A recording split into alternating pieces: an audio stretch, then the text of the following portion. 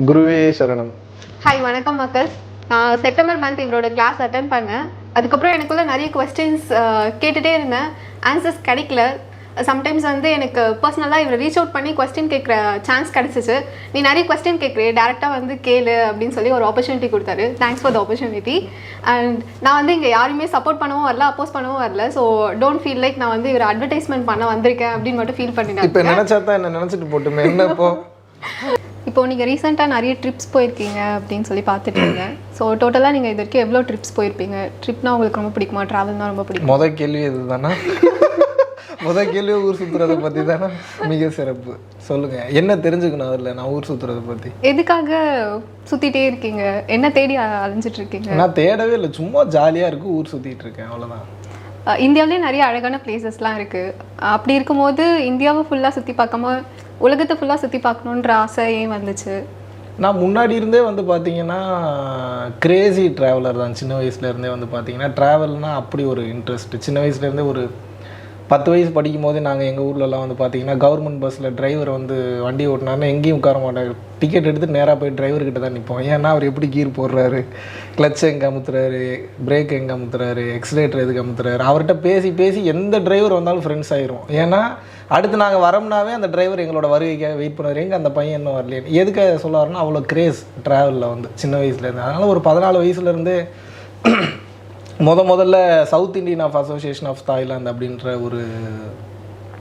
ஒரு அமைப்புக்கு வந்து பார்த்திங்கன்னா 5 பேரை கூப்பிட்டு போய் நான் வந்து என்னோடய ஈவென்ட் கம்பெனி நேமில் ப்ரோக்ராம் பண்ணேன். ஸோ அதான் நான் ஃபஸ்ட்டு ஃபாரின் கண்ட்ரி தாய்லாந்து தான் முதல்ல போனது.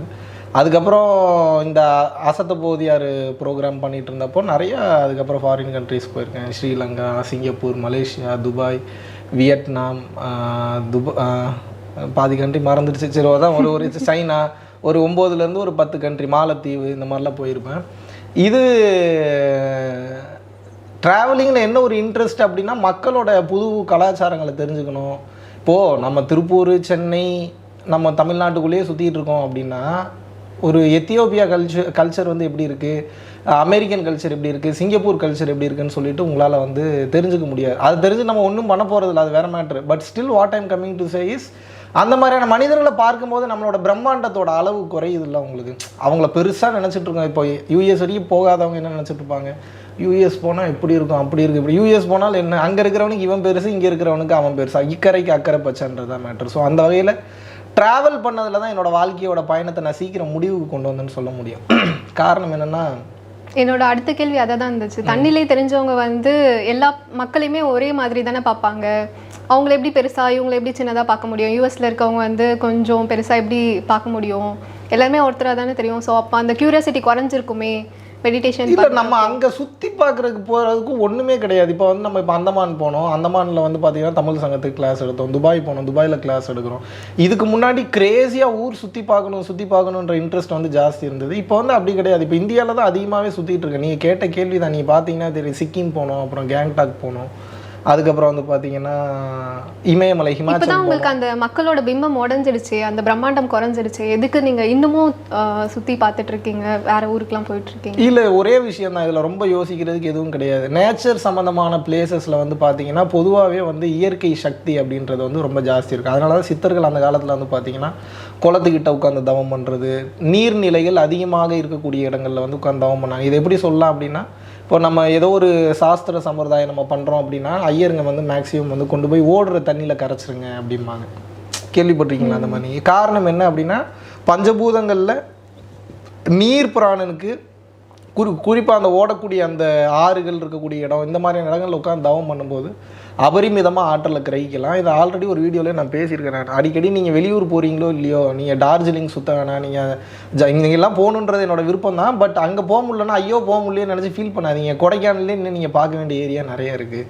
ஊட்டிக்குள்ளே நீங்கள் பார்க்க வேண்டிய ஏரியா நிறையா இருக்குது. ஏன் பார்க்கணும் அப்படின்னா, கண்ணால் பார்த்து கண் அப்படின்ற புலனுக்கு கொடுக்கக்கூடிய இன்பம் கிடையாது. அது யோகியாக போனோம் அப்படின்னா எனர்ஜியை கிரகிக்கலாம். இப்போ நீங்கள் பயிற்சி வாங்கியிருக்கீங்க, உங்களுக்கு தெரியும். 24 மணி நேரமும் கவனத்தை ஒரு இடத்துல நான் வைக்க சொல்லியிருக்கேன். 24 மணி நேரமும் கவனத்தை அங்கே நம்ம வச்சு ப்ராக்டிஸ் பண்ணும்போது நீங்கள் ரெகுலராக அதை ப்ராக்டிஸ் பண்ணியிருந்தீங்கன்னா தெரியும், எந்த இடத்துக்கு போனாலும் அந்த இடத்துல உடனே வந்து நம்மளோட எனர்ஜி வந்து கனெக்ட் ஆகும். ஸோ அந்த மாதிரியான இடங்களுக்கு போகும்போது உங்களுக்கு எவ்வளோ பேருக்கு நீங்கள் தீட்சை கொடுத்தாலும் நீங்கள் ட்ரெயின் ஆக மாட்டீங்க. இல்லாட்டினா மாதம் நம்ம 100 பேர் கொடுக்குறதுக்கு நம்ம ஆன்லைனில் வந்து 100 பேருக்கு ஆஃப்லைனில் 100 பேருக்கு கொடுத்துட்ருக்கோம், ஆன்லைனில் வாரம் 100 பேருக்கு மேலே தீட்சை கொடுத்துட்ருக்கோம். ஸோ அந்த ரீசன்ஸ், அந்த ஒரு மெயினான ரீசன்னால ட்ராவலிங் வந்து மெயினாக இப்போ ட்ராவல் பண்ணுற ரீசன்ஸ் வந்து பார்த்தீங்கன்னா பயிற்சி வகுப்புகள் எடுப்பதற்காக. இப்போ அடுத்து சிங்கப்பூர் கிளாஸ் பிளான் பண்ணியிருக்கோம், அதுக்கடுத்து மலேசியாவில் பிளான் பண்ணியிருக்கோம், அப்புறம் யூஎஸ்லேருந்து வேறு கூப்பிட்ருப்பாங்க. இப்போ மேக்ஸிமம் வந்து பார்த்தீங்கன்னா ட்ராவல் அப்படின்னாவே இப்போதைக்கு பயிற்சி எனர்ஜி ரீசைக்ளிங் பிளேசஸாக தான் இப்போதைக்கு போயிட்டுருக்கு. இதில் சில பேர் வந்து மரத்தை பார்த்து தியானம் பண்ணுறது, தண்ணீரை பார்த்து தியானம் பண்ணுறது, அந்த மாதிரிலாம் நிறைய ப்ராக்டிஸ் இருக்குது. பட் என்னென்னா ஒரு 1000 தியான முறைகளுக்கு தியான முறைகள் நிறையாவே வந்து இருக்குது. இந்த 1000 தியான முறைகளுக்கு மேலே இருக்கக்கூடிய தியானத்தில் எத்தனை தியானத்தை நம்ம கற்றுக்கிறது? ஒருத்தங்க வந்து பார்த்திங்கன்னா ஒளியை பார்த்து பயிற்சி பண்ணுவாங்க, ஒருத்தங்க விளக்கை பார்த்து பயிற்சி பண்ணுவாங்க, ஒருத்தங்க புருவ மத்தியத்தை பார்த்து பயிற்சி பண்ணுவாங்க, ஒருத்தங்க அனாகதாவை பார்த்து பயிற்சி பண்ணுவாங்க, ஒருத்தங்க கண்ணை மூடி பண்ணுவாங்க, ஒருத்தங்க கண்ணை திறந்து பண்ணுவாங்க. அதனால தான் நம்ம பயிற்சி வாங்க வரவங்களுக்கு முன்னாடியே சொல்ல வரக்கூடிய விஷயம் என்ன அப்படின்னா, பயிற்சி முறைகள் ஆயிரக்கணக்கானதற்கு மேலே வந்து இருக்குது. நம்ம தெரிஞ்சுக்கணும் அப்படின்னா பயிற்சியை பற்றி தெரிஞ்சுக்கிறதுனாவே குறைஞ்சது ஒரு 10-20 வருஷத்துக்கு மேலே செலவு பண்ணலாம். ஆனால் இன்றைக்கி நமக்கு அது அவசியம் இல்லை, அப்படிப்பட்ட தேவையும் கிடையாது. அப்போ நம்ம என்னென்னா ஏதோ ஒரு பயிற்சி பண்ணால் போதும், ஒன்றும் இல்லை. இப்போது நம்மளோட உடல் பாகங்கள்லேயே கூடு விட்டு கூடு பாயிறதுக்குன்னு சொல்லிட்டு ஒரு பயிற்சி இருக்குது. வேதாத்ரி மகரிஷி டைமில் வேதாத்ரி ஐயா வந்து ரொம்ப பெரும் கருணையோட எல்லாத்துக்கும் ரொம்ப ஓப்பனாக சொல்லி கொடுத்துட்டு இருந்தார். நம்ம புருவ மத்தியத்தை கவனிக்கிறத கொஞ்சம் மாற்றி வேறு இடத்துல கவனித்தோம் அப்படின்னா ஃபுல் ஃபோக்கஸ் அங்கே இருக்குது. விந்து சக்தியும் ஸ்ரோனிதமும் அதிகம் வெளியில் போகாமல் இருக்குதுன்னா உடலை விட்டு உயிரை பிரிச்சிட முடியும் நம்மளால். ஸோ பார்வை அப்படின்றத பொறுத்து நீங்கள் கேட்ட அந்த கேள்வி தான், எந்த இடத்துல பார்க்குறோமோ அந்த இடத்துக்கு தகுந்த எஃபெக்ட் உடல் அளவில் கொடுக்கும். இதுவே நம்ம வேறு ஏதோ ஒரு பொருளை பார்க்குறோம், எந்த நோக்கத்துக்காக பார்க்குறோம் அப்படின்றத பொறுத்து மற்ற ரிசல்ட்ஸ் எல்லாமே அதை பொறுத்து தான் இருக்குது. இத்தனை தியான முறைகள் இருக்குது, அவங்கவுங்களுக்கு எந்த தியான முறை செட் ஆகும்னு சொல்லி எப்படி அவங்க கண்டுபிடிக்கலாம்? இல்லைனா அது அவங்களுக்குள்ளேயே இருக்குமா, எப்படி ரியலைஸ் பண்ணலாம்? இது நம்ம கண்டிப்பாக இதுதான் எனக்கு செட்டான தியான முறை அப்படின்னு சொல்லி யாருமே வந்து சூஸ் பண்ண முடியாது. காரணம் என்ன அப்படின்னா, சூஸ் பண்ணக்கூடாதுன்னு கிடையாது, அவங்களால முடியாது. என்ன ரீசன்னா, முதல்ல ஒருத்தங்கிட்ட போவாங்க, நல்லா இருக்கிற மாதிரி தெரியும், ஒரு 10-15 அனுபவங்கள் வரும், அதுக்கப்புறம் அனுபவமே வராது, என்னடா இந்த தியானம் நல்லா இல்லை போல் அப்படின்ட்டு சரி வேறு ஒருத்தர்கிட்ட போவோம். அங்கே போனால் அங்கே தியானம் நல்லா இருக்காது, ஆனால் அவர் பேசுகிறது பிடிச்சிருக்கும். சும்மா பேசுகிறதுக்காகவே நம்ம இன்னொரு டைம் போகணுமா, எதை பார்த்தாலும் கதை கேட்குற மாதிரியே இருக்குது, நம்ம சொந்த ரியலைசேஷனில் இன்னுமே நம்ம எதுவுமே நம்ம பண்ணலை அப்படின்ற மாதிரியான எண்ணங்கள் எல்லாமே இருக்கும். ஸோ நம்ம வந்து எந்த ஒரு எதிர்பார்ப்போடு ஒருத்தங்கிட்ட போகிறோமோ அதுவும் அங்கே வந்து நடக்கிறதுக்கு வந்து நிறைய வாய்ப்புகள் என்பதும் வந்து இருக்குது. முடிஞ்ச அளவுக்கு தியானத்தை பொறுத்த வரைக்கும் உங்களுக்கு எது கம்ஃபர்டபுள் அப்படின்றத நீங்கள் சூஸ் பண்ணாமல் பயணம் பண்ணிகிட்ருங்க. ஒரு தீட்சை வாங்கிட்டு எந்த பயிற்சி எடுத்திங்கன்னா அந்த பயிற்சி 100% கேள்வி கேட்காமல் கன்சிஸ்டண்ட்டாக அதே நீங்கள் பண்ணிட்டு இருந்தீங்கன்னா அடுத்த லெவலில் வந்து உங்களை வந்து கொண்டு போய்டும். ஆனால் இன்றைக்கி நமக்கு நம்பிக்கை வரதில்லை வாங்கின பயிற்சியிலேயே, அதுக்கப்புறம் டயர்டாகிடுறோம், அதுக்கப்புறம் வந்து பார்த்திங்கன்னா ரொம்ப லேசினஸ் ஆகிடுது, இதை பண்ணணுமா அப்படின்ட்டு பழைய பழக்கங்களே நம்ம வாழ்க்கையை வந்து போட்டு டம்ப் பண்ணிடுது. அப்போ என்னென்னா அவங்களுக்கு பயிற்சியில் இருக்கக்கூடிய ஆர்வம் தெரிகிறதில்ல. காரணம் என்ன, கண்ணு முன்னாடி இப்போ நான் ஒரு 10 ரூபா கொடுக்குறேன்னா 10 ரூபா சாக்லேட் எனக்கு கண்ணு முன்னாடி வருது அப்படின்னா பார்க்குறதுக்கு சூப்பராக இருக்குது, சாப்பிடும்போது டேஸ்ட்டாக இருக்குது, நிம்மதியாக எனக்கு தூக்கம் வருது அப்படின்னா கண்ணு முன்னாடி நான் கிடைக்கக்கூடிய ரிசல்ட் நான் 10 ரூபா கொடுத்தா எனக்கு சாக்லேட் கிடைக்குன்றது. ஆனால் இந்த ஆன்ம ரீதியான ரிசல்ட்டெல்லாம் வந்து பார்த்திங்கன்னா இதுக்காக தான் நம்ம வாழ்கிறோம், இதுக்காக தான் நம்ம பிறந்திருக்கோம். ஆனால் இது நமக்கு கண்ணுக்கு முன்னாடி தெரியல, பெரிய லெவலில் ஃபீல் பண்ண முடியலன்றதுக்காக இம்மிடியட் ரிசல்ட்ஸை நிறையா பேர் எதிர்பார்ப்பு தகுந்தது பாதியிலே தியானம் பண்ண முடியாமல் போயிடுது. ஏன்னா அவங்களுடைய மெயினான நோக்கம், மெயினான குறிக்கோளே வந்து பார்த்திங்கன்னா ஏதோ ஒரு லட்சியத்தை அடையணுன்றதுல தான் அவங்க பயணம் பண்ணுறாங்க. இது வந்து வாழ்வியல் முறைன்னு பல இடங்களில் சொல்லிட்டுனார். இப்படி எல்லாருமே டிஃப்ரெண்ட்டாக இருக்கும் போது அவங்கவுங்களுக்கான பார்த்து அவங்க தானே செலக்ட் பண்ணிக்கணும்.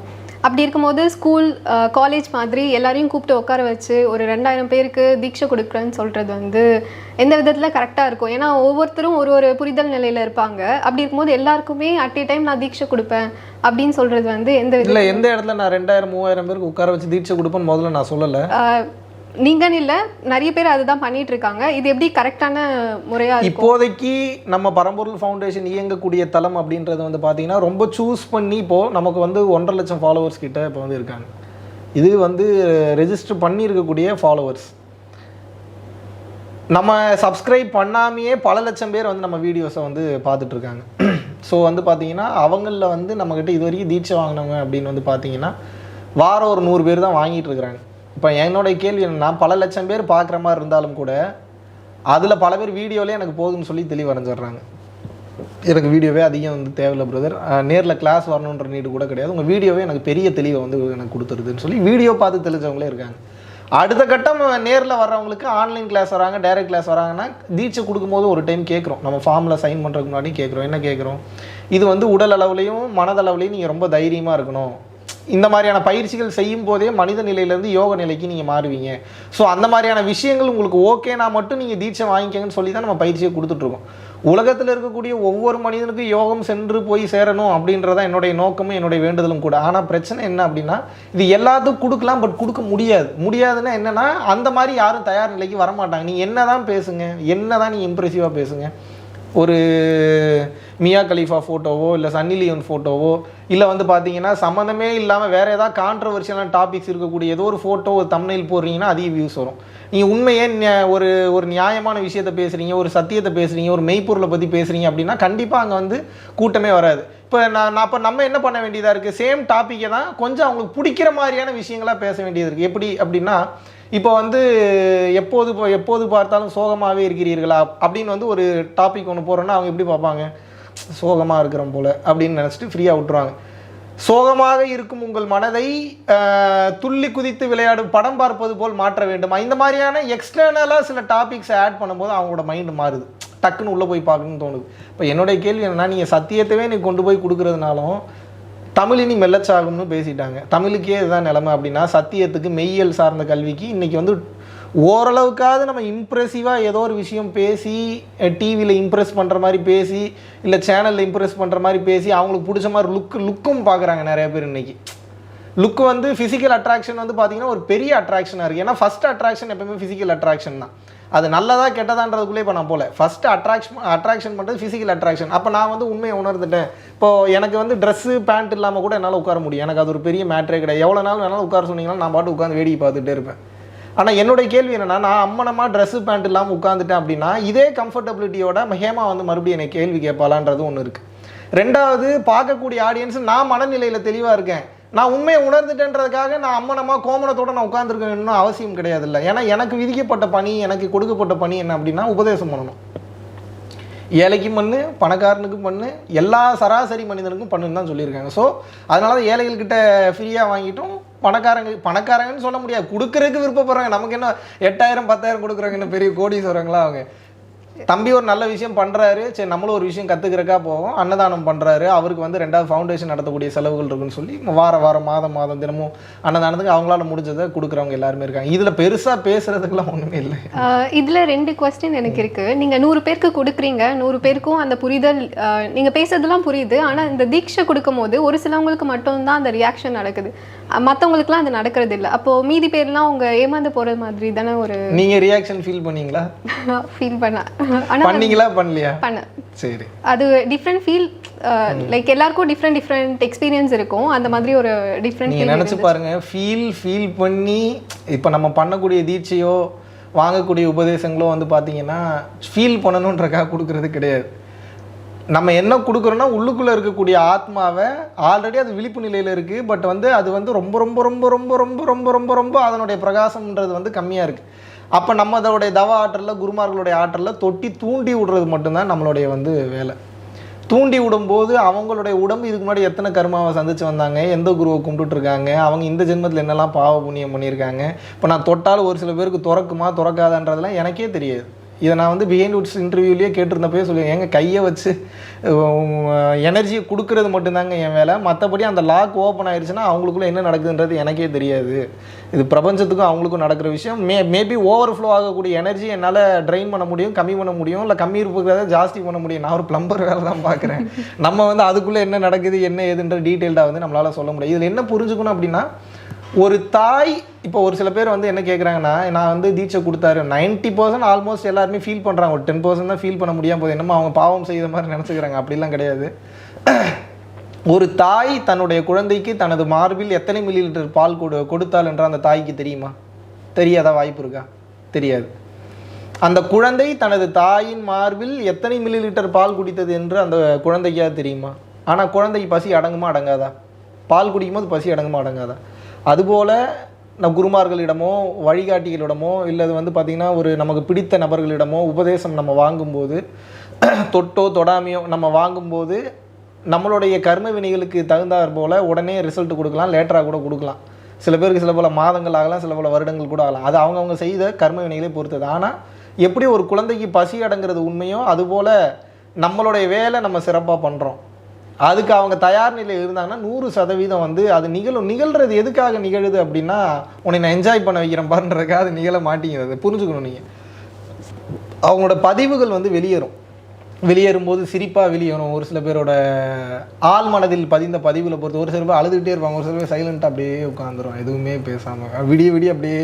எனக்குலாம் 2-3 பேர்கிட்ட வந்து வீட்டிலேருந்து ஃபோன் வந்து என்னங்க வந்ததுலேருந்து பேசவே மாட்டேன், இவர் கூட பல வருஷம் குப்பை கொட்டியிருக்கேன், பேசாமல் 2 நாள் இருந்து இன்றைக்கி தாங்க பார்க்குறேன், நான் என்னங்க பண்ணீங்க அப்படி. பயப்படாதீங்க, சரியாயிருங்க. ஏன்னா அவனோட மனம் வந்து டக்குன்னு வந்து மைண்ட்லெஸ் ஸ்டேட்டுக்கு வந்து போயிடுச்சுன்னா அந்த துரிய நிலையிலேருந்து அது இறங்கி வர்றதுக்கு கொஞ்சம் லேட் ஆகும். இப்போது நீங்கள் பேசணுன்ற மூடு இருக்கிறதுனால தான் பேசுகிறீங்க. என்ன இருக்குது உங்களுக்கு? மூடு இருக்குது, மைண்ட் இருக்குது.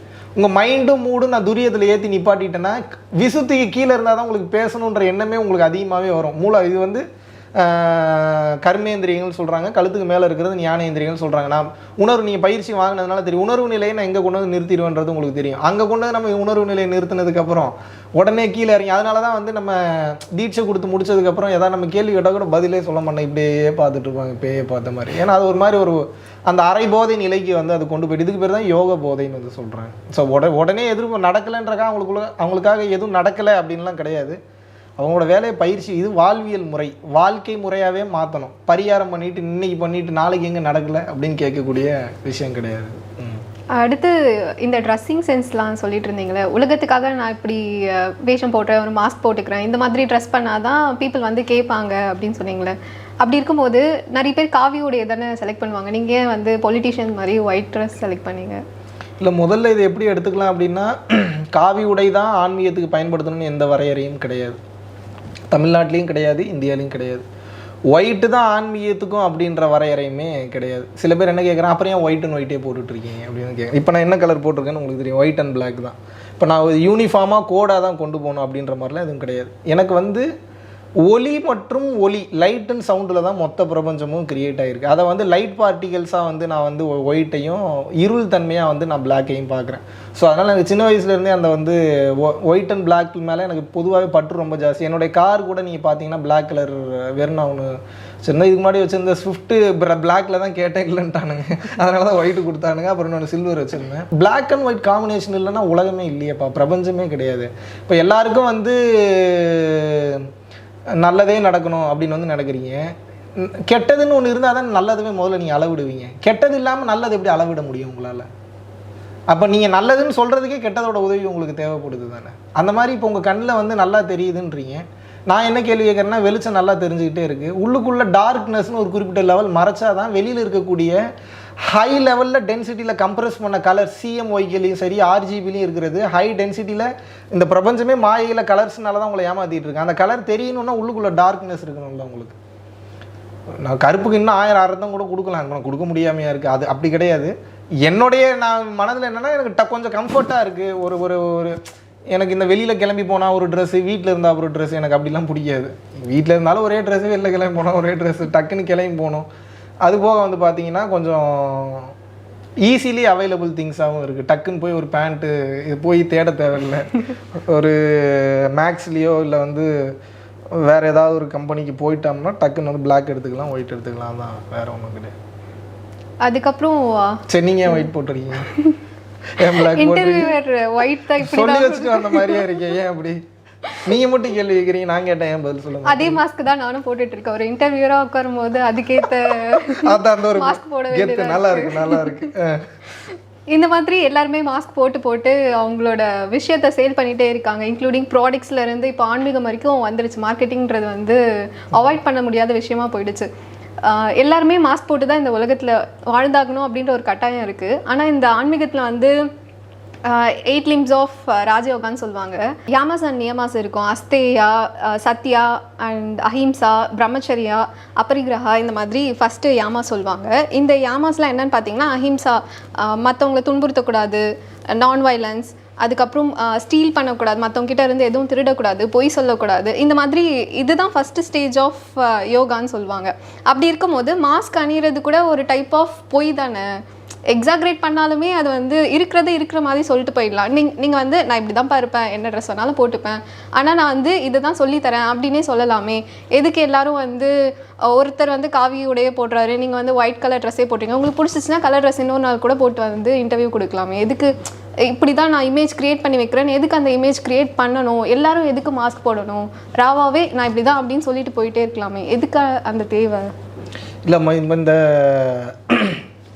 ஆரஞ்சு கலர் சமூகத்தை பற்றி நான் வந்து அரசியலாக போக விரும்பலை. இது வந்து நான் வந்து ஆரஞ்சு தான் அப்படின்னு அரசியல் ரீதியாக பேசுகிறவங்க வந்து இருக்காங்க, நான் ஒயிட்டு தான் அப்படின்னு அரசியல் ரீதியாக வந்து பேசுகிறவங்களும் இருக்காங்க. ஆன்மீக ரீதியாகவும் அந்த சண்டைகள் இருக்குது. நான் முதல்ல அந்த கான்ட்ரவர்சிக்குள்ளேயே வரலன்றேன். காரணம் என்னென்னா, நான் ஒயிட்டும் மாற்றிக்கிறேன், பேண்ட்டும் போட்டுக்கிறேன். நான் இதுக்கு முன்னாடி இப்போ பனியனு டிஷர்ட்டு 3/4 நீங்கள் என்னை பார்க்கவே இல்லைன்னா இந்த கேள்வி கேட்கலாம். என்னோடய வீடியோவில் எல்லா டைப்லையும் உங்களுக்கு 11 அவதாரமாக பல அவதாரங்களில் காட்சி கொடுத்துருக்கேன் நான். ஸோ நான் என்ன சொல்கிறேன்னா, இந்த கேள்வியை நீங்கள் அவங்கள கேட்டிங்கன்னா மிக சிறப்பாக இருக்கும். வேணா நீங்கள் கஷ்டப்பட்டு ஒரு கேள்வி கேட்டீங்கன்ற உங்களுக்கு சப்போர்ட்டிவாக வேணா ஒரு பதில் சொல்கிறேன். இது வந்து நான் ரொம்ப நாளாக எல்லாரையும் கேட்கணும்னு சரி, அதனால பாவமாக இருக்குது, அதனால உங்களுக்கு நான் அந்த பதிலை நான் சொல்கிறேன். இந்த மாஸ்க் போடுற விஷயம் வந்து என்னை ரொம்ப உறுத்திட்டே இருக்குது. எல்லாருமே வீட்லேயும் சரி, வீட்டில் அப்பா கிட்ட ஒரு மாதிரி பேச வேண்டியதாக இருக்கும், பார்ட்னர் கிட்ட ஒரு மாதிரி பேச வேண்டியதாக இருக்கும், ஃப்ரெண்ட்ஸ் கிட்ட ஒரு மாதிரி பேச வேண்டியதாக இருக்கும். அந்த மாஸ்க்கை வந்து கழட்டி வைக்கவே முடியாது. நீங்கள் அந்த முதல்ல வெரி கிளியர்லி சேயிங் இதுக்கு என்ன பதில் சொல்லலாம்னா, நான் ஒரு நியாயமான பதிலாக நான் என்ன நினைக்கிறேன் அப்படின்னா, அட்டென்ஷன் சீக்கிங் அப்படின்றது வந்து கண்டிப்பாக நம்ம உடுத்தக்கூடிய உடையிலையும் நம்மளோட உடல் தோற்றங்கள்லையும் அட்டென்ஷன் அப்படின்றது சீக் பண்ணலாம். இப்போது நீங்கள் டக்குன்னு ரோட்டில் போகும்போது ஒரு பிச்சைக்காரன் நடந்து வர்றதுக்கும் அதே பிச்சைக்காரன் ஒரு காவியும் போட்டு வர்றதுக்கு நிறைய டிஃப்ரென்ஸ் வந்து இருக்குது. டக்குன்னு நமக்கு ஒரு அட்டென்ஷன் போகும், ஒரு சாமியாரோ அப்படின்ற மாதிரி போகும். இதை இன்றைக்கி நிறைய பேர் வந்து பார்த்திங்கன்னா மிஸ்யூஸ் பண்ண ஆரம்பிச்சிட்டாங்க. அட்டென்ஷன் சீக்கிங்காகவே நம்ம பெரிய சாமின்ற மாதிரியும் உணர்ந்து உச்சநிலை உணர்ந்தவங்களே இன்னும் ஒன்றுமே உணரல, இன்னும் உணர வேண்டியது நிறையா இருக்குது. ட்ராவல் பண்ணி போயிட்டு இருக்கும்போது இன்னும் அவங்க கடக்க வேண்டிய தூரம்லாம் வந்து நிறையா இருக்குது. பேசுகிறது பார்க்குறதுக்கு பில்டப்புக்கு வேணால் அது எல்லாமே அவங்க பேசிக்கலாமே தவிர, நான் அதை பார்த்துட்டேன் இதை பார்த்துட்டேன் இதை உணர்ந்துட்டேன் அதை உணர்ந்துட்டேன்னு பெரிய லெவலில் உணர்ந்தவங்களே இன்னும் என்னால் தண்ணி குடிச்சிட்ருக்கு இன்னும் பார்க்க முடியல, லெவலில் வந்து பார்க்க முடியலன்றாங்க. அந்த வகையில் பார்க்கும்போது வாண்டடாக நம்மளை வந்து இந்த மாதிரி பில்டப்பாக காமிச்சிக்கணும் அப்படின்ற மனநிலையில் இருக்கிறவங்க மாற்றிக்கலாம். ஏன்னா உண்மையாக ஆன்மீகத்தில் ட்ராவல் பண்ணி போகிறவங்களுக்கும் கூட அந்த ஒரு நம்பிக்கை வந்து வரமாட்டேங்குது. ரெண்டாவது, அதில் ஒரு சேஃப்டி அண்ட் செக்யூரிட்டியும் வந்து இருக்குது. காரணம் என்னென்னா, இப்போ நீங்கள் ரிஷிகேஷ் சைடு நம்மளோட நார்த் சைடெலாம் நீங்கள் போனீங்கன்னா தெரியும், நீங்கள் வந்து சாப்பாடு இல்லாமையே கூட பொழைச்சிக்கலாங்க. எப்படின்னா, நீங்கள் ஜஸ்ட்டு நீங்கள் வந்து ஒரு காவி கட்டியிருந்தீங்கன்னா போதும், உங்களை யார் பார்த்தாலும் கையில் ஒரு 10 ரூபா 20 ரூபா 50 ரூபா 100 ரூபா செலவு கொடுத்துருவாங்க. அது காவிக்கு உண்டான மரியாதை தான். அவங்க அந்த மரியாதை யூஸ் பண்ணி தான் இப்போ எல்லா மக்கள் கிட்ட இருந்து நிறைய. ஆமாம், அதை தான் சொல்கிறேன். அது நடக்கவே இல்லைன்னு நான் சொல்லலையே. இப்போ நம்ம நிறையா பார்க்குறோம், ஏகப்பட்ட பேர் அடிபடுறோம், அவமானப்படுறோம். நிறைய கோவில்களுக்குள்ளே வந்து பார்த்தீங்க அப்படின்னா ரொம்ப மோசமான செயல்கள், தீய செயல்கள்லாம் வேறு வந்து பண்ணிகிட்டு இருக்காங்க. நிறைய நடக்காமலாம் வந்து கிடையாது. பட் என்னென்னா, நம்ம வந்து இந்த சமூகத்தில் நம்ம மட்டும்தான் நல்லது பண்ணுறோம்லாம் நான் வந்து நம்ம சொல்லவே, நிறைய நல்லது பண்ணுறவங்களும் இருக்காங்க, நிறைய கெடுதல் பண்ணுறவங்களும் இருக்காங்க. ஸோ இது உங்களுடைய சீற்றம் வந்து எனக்கு புரியுது. காரணம் என்ன அப்படின்னா, நிறைய நடக்குது, எவங்கிட்டடா கேள்வி கேட்குறது, எவனுமே சிக்க மாட்டீங்களே, எங்கதாடா போய் நான் கேள்வி கேட்குறேன்றது புரியுது. பட் ஸ்டில் இது நீ என்னை கேட்ட கேள்வியாக நான் பார்க்கல, இது ஏன் எனக்கு பதில் கிடைக்க மாட்டேங்குது அப்படின்ற பல பேரோட ஏக்கத்தோடைய ஒரு வெளிப்பாடாக தான் பார்க்குறேன். அது ஒரு சில விஷயங்கள் அப்படி தான் வந்து பண்ணுறாங்க. நம்ம இப்போதைக்கு அதை கேட்க முடியாது, கேட்கக்கூடாது. அப்படின்றத விட கேட்டாலும் உங்களுக்கு பதில் கிடைக்காது, டயர்டு தான் ஆவீங்க. ஆள் இல்லாத காட்டுக்குள்ளே உட்காந்து கத்தி டயர்டு யாருக்கு, லாஸ் யாருக்கு, எனர்ஜி யாருக்கு? நம்ம கத்த வேண்டிய இடத்துல கத்திகிட்டு இருக்கோம். எங்கே கத்தணுமோ எதுக்கு கத்தணுமோ அங்கே கத்திகிட்டு இருக்கணும். மற்ற விஷயங்களுக்கு எங்கே கத்தணுமோ எதுக்கு கத்தணுமோ அதை கத்த வேண்டியவங்க கத்திகிட்டு இருக்காங்க. அதுக்கு பதில் கிடைக்கும் போது கிடைக்கும். நீங்கள் இந்த ஆன்மீகத்தில் தான் இருக்கீங்க, உங்களுக்கே தெரியுது இந்த மாதிரி ஒரு சுச்சுவேஷன் இருக்குது அப்படின்னு சொல்லி. ஆன்மீகத்துக்கு வர நிறைய பேர் பார்த்தீங்கன்னா டைலமாஸில் தான் வருவாங்க. அவங்களுக்கு ஏதாச்சும் ஒரு பிரச்சனையாக இருக்கும். அந்த மாதிரி நிறைய பேர் 50% க்ரௌட் அப்படி தான் வரும். மீதி 50% தான் நிஜமாவே ஆன்மீகத்தை தேடி வருவாங்க. இந்த டைலமாவில் இருக்கிற பீப்புள் வந்து பார்த்தீங்கன்னா அவங்களால அனலைஸ் பண்ண முடியாது, யார் வந்து யூஸ் பண்ணுறாங்க, யார் வந்து நிஜமாவே நமக்கு நீங்கள் இதில் இருக்கும் போது இவங்களுக்கு அவேர்னஸ் க்ரியேட் பண்ணுற மாதிரியோ இல்லை ஹெல்ப் பண்ணுற மாதிரியோ அட்லீஸ்ட் இந்த மாதிரி ஆளுங்க கிட்ட போகக்கூடாதுன்னு நீங்கள் சொல்லலாமே. நான் சொல்லியிருக்கேன். நான் ஆல்ரெடி வந்து இந்த மாதிரி ஆளுங்க நான் ஜென்ரலாக சொன்னது கிடையாது. பொதுவாகவே ஒரு குரு லக்ஷணம் அப்படின்னு சொல்லிட்டு ஒரு விஷயங்கள் சொல்லுவாங்க. குரு லக்ஷணம்னா பார்க்குறதுல கிடையாது, அவங்களோட ஆக்டிவிட்டீஸ் அண்ட் செயல்பாடுகளில் வந்து அது வந்து தெரியும். இது ரொம்ப பர்சனலாக கேட்குறவங்களுக்கு மட்டும்தான் வந்து சொல்கிறேன், இந்த மாதிரி இங்கே போனங்க இப்படி ஆகிடுச்சு, அங்கே போனங்க அப்படி ஆகிடுச்சு, இந்த மாதிரி என்னை இப்படி பண்ணிட்டாங்க, என் தங்கச்சி இப்படி பண்ணிட்டாங்க, என்னை ரொம்ப கஷ்டப்பட்டேன், இந்த மாதிரி என்னோடய 10 வருஷ வாழ்க்கையே வீணாக போச்சு இந்த இடத்துக்கு நான் போனதுனால. அப்புறம் வெளியில் வந்ததுக்கப்புறம் தான் தெரிஞ்சு உள்ளுக்குள்ளே போய் லாக் ஆகிருக்கிறது லிபரேஷன் கிடையாது. வெளியில் நமக்கு பிடிச்ச மாதிரி பிடிச்ச நேரத்தில் பிடிச்ச ஏரியாவில் சுற்றுறதுக்கு பேர் தான் லிபரேஷன்றது தெரிஞ்சு உங்கள்கிட்ட வந்ததுக்கப்புறம் தான் போகிறோம். நம்மளோட கருப்புன்னு சொல்லிட்டு ஒரு பையன், நம்மளோட கிராமத்து பையன் ஒருத்தன், அவன் வந்து வந்திருந்தான் எங்கன்னா நம்ம ஆசிரமத்துக்கு வந்திருந்தான். வந்துட்டு அவன் வந்து இனிமேல் இங்கே தானே இருப்பான், அப்படி தானே இப்படி தானே, அப்படியா சரி ஓகே நீ வந்து சொன்னால் கேட்க மாட்டான், ஏன்னா வந்து வீடியோ பார்த்த வேகத்தில் இருக்கான்னு சொல்லிட்டு 2-3 கிளாஸ் கூப்பிட்டு போய் வாலண்டியரிங் மட்டும் பண்ண விட்டேன். ரொம்ப கஷ்டப்படுற பையன், ரொம்ப ஏழ்மையான ஃபேமிலி. அவனுக்கு அந்த டைமில் வேணுங்கிற சப்போர்ட்லாம் நம்ம தான் பண்ணிகிட்டு இருந்தோம். இந்த மாதிரி நிறைய பேர் முடியாதவங்கள நல்ல நிலையில் பார்த்துட்டு இருக்கோம். ஸோ அவன் என்ன முடிச்சு போகும்போது சொன்னான்னா, 3 கிளாஸ் அட்டன் பண்ணவன் நான் ஊருக்கே போகிறேன்னா அப்படின்னு. ஏன்டா அப்படின்னு கேட்டேன். இல்லைண்ணா அவ்வளோதான் வாழ்க்கை தெரிஞ்சு போச்சுல்ல அப்படின்னா. என்னப்பா தெரிஞ்சு உனக்கு ஒரு வாரத்தில் அப்படின்னு கேட்டேன். இல்லை எல்லாத்தையும் உணர்ந்துட்டீங்க, தெரிஞ்சிட்டீங்க, நீங்களும் உங்கள் வேலையை பார்த்துட்டு தான் இருக்கீங்க, அதை பெருசாக பில்டப்பும் பண்ணிக்கல, எங்கேயுமே வெளில காமிச்சிக்கல. இறப்பு எப்போ வருதோ வரட்டும், அது வரைக்கும் வாழ்கிறேன்னு வாழ்ந்துட்டுருக்கீங்க. அப்போ நான் உங்களை கரெக்டாக ஃபாலோ பண்ணுறேன்னு உங்களை மாதிரி தானே இருக்கணும். நான் ஊரில் போய் விவசாயமே பார்க்குறேன்னு கிளம்பி போயிட்டேன். இதே சொல்லுங்கள். இந்த மாதிரி நிறைய யோகா வெரைட்டிஸ் இருக்கும், லைக் பக்தி யோகா, ஞான யோகா, அந்த மாதிரி நீங்கள் எந்த டைப் ஆஃப் யோகாவை ஃபாலோ பண்ணுறீங்க? எனக்கு வந்து இது என்னாலையும் பேச முடியாதுன்னு கிடையாது. சரியை, கிரியை, கர்மா, யோகம், ஞானம் பேச தெரியும். இன்னும் ஒரு படி டீப்பாக உள்ளே போனீங்கன்னா, ஏற்றி இறக்கி இருகால் பூரித்து காற்றை பிடிக்கும் கணக்கறிவார் இல்லை, காற்றை பிடிக்கும் கணக்கறிவாளருக்கு கூற்றை உதைக்கும் குறியதுவாமி, அந்த பாடல் பாட தெரியும். இன்னும் மனப்பாடம் பண்ணி வச்சு இன்னும் பாடல் வேணாலும் பாடலாம், அது விஷயம் இல்லை. அதுக்காக பாடல் தெரிஞ்சவங்கள தவறாகவும் சொல்லலாம்.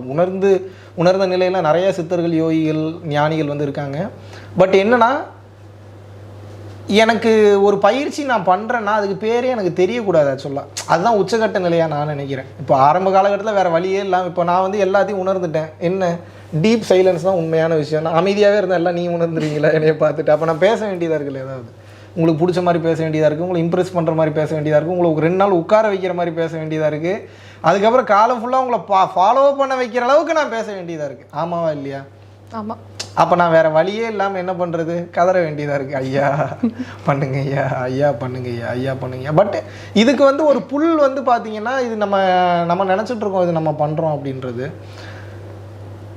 இது எதுவுமே வந்து நீங்கள் நல்லா புரிஞ்சுக்குங்க ஹேமா. இந்த விஷயத்தில் நீங்கள் இன்றைக்கி இதில் தெளிவாகிட்டிங்கன்னா உங்களுக்கு வேறு எந்த ஒரு சப்போர்ட்டுமே எக்ஸ்டர்னலி, மென்டலி, இன்டர்னலி உங்களுக்கு தேவைப்படாது. என்னென்னா, நம்ம இந்த மொத்த உலகமும் இயங்குறது நம்ம ஏதோ செஞ்சுக்கிட்டு இருக்கோம் அப்படின்னு வந்து நினைக்கிறீங்க நீங்கள்.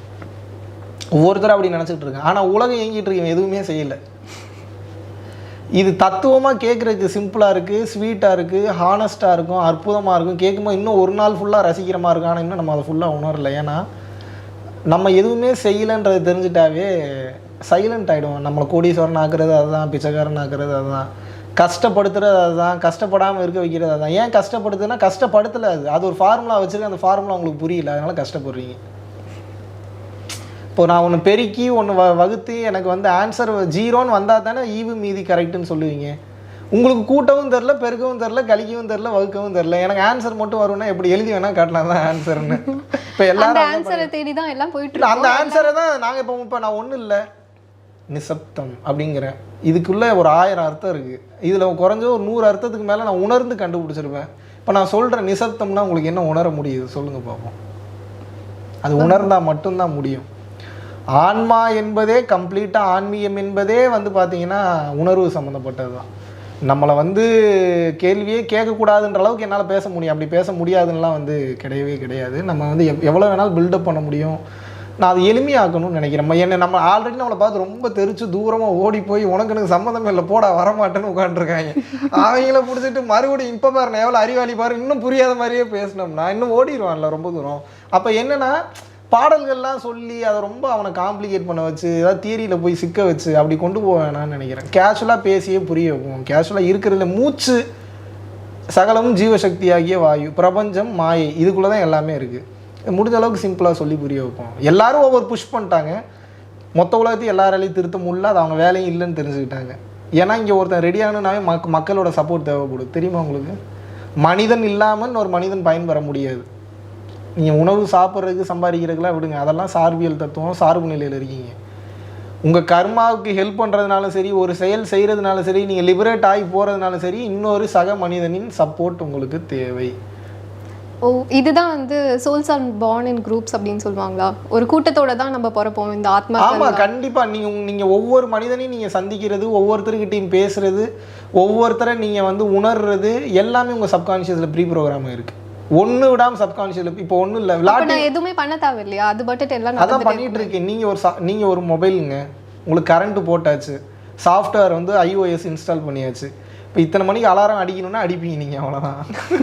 அப்போ நான் டிசைட் பண்ணுறதுன்னு எதுவுமே இல்லையா? எல்லாமே வந்து சுய அறிவு அப்படின்ற ஒரு லிமிட்ஸும் வந்து இருக்குது. இப்போ ஒன்றும் இல்லை, இப்போ என்னோட தலை மேலே வந்து ஒரு ஆற்றல் வந்து இறங்கிட்டு இருக்கு.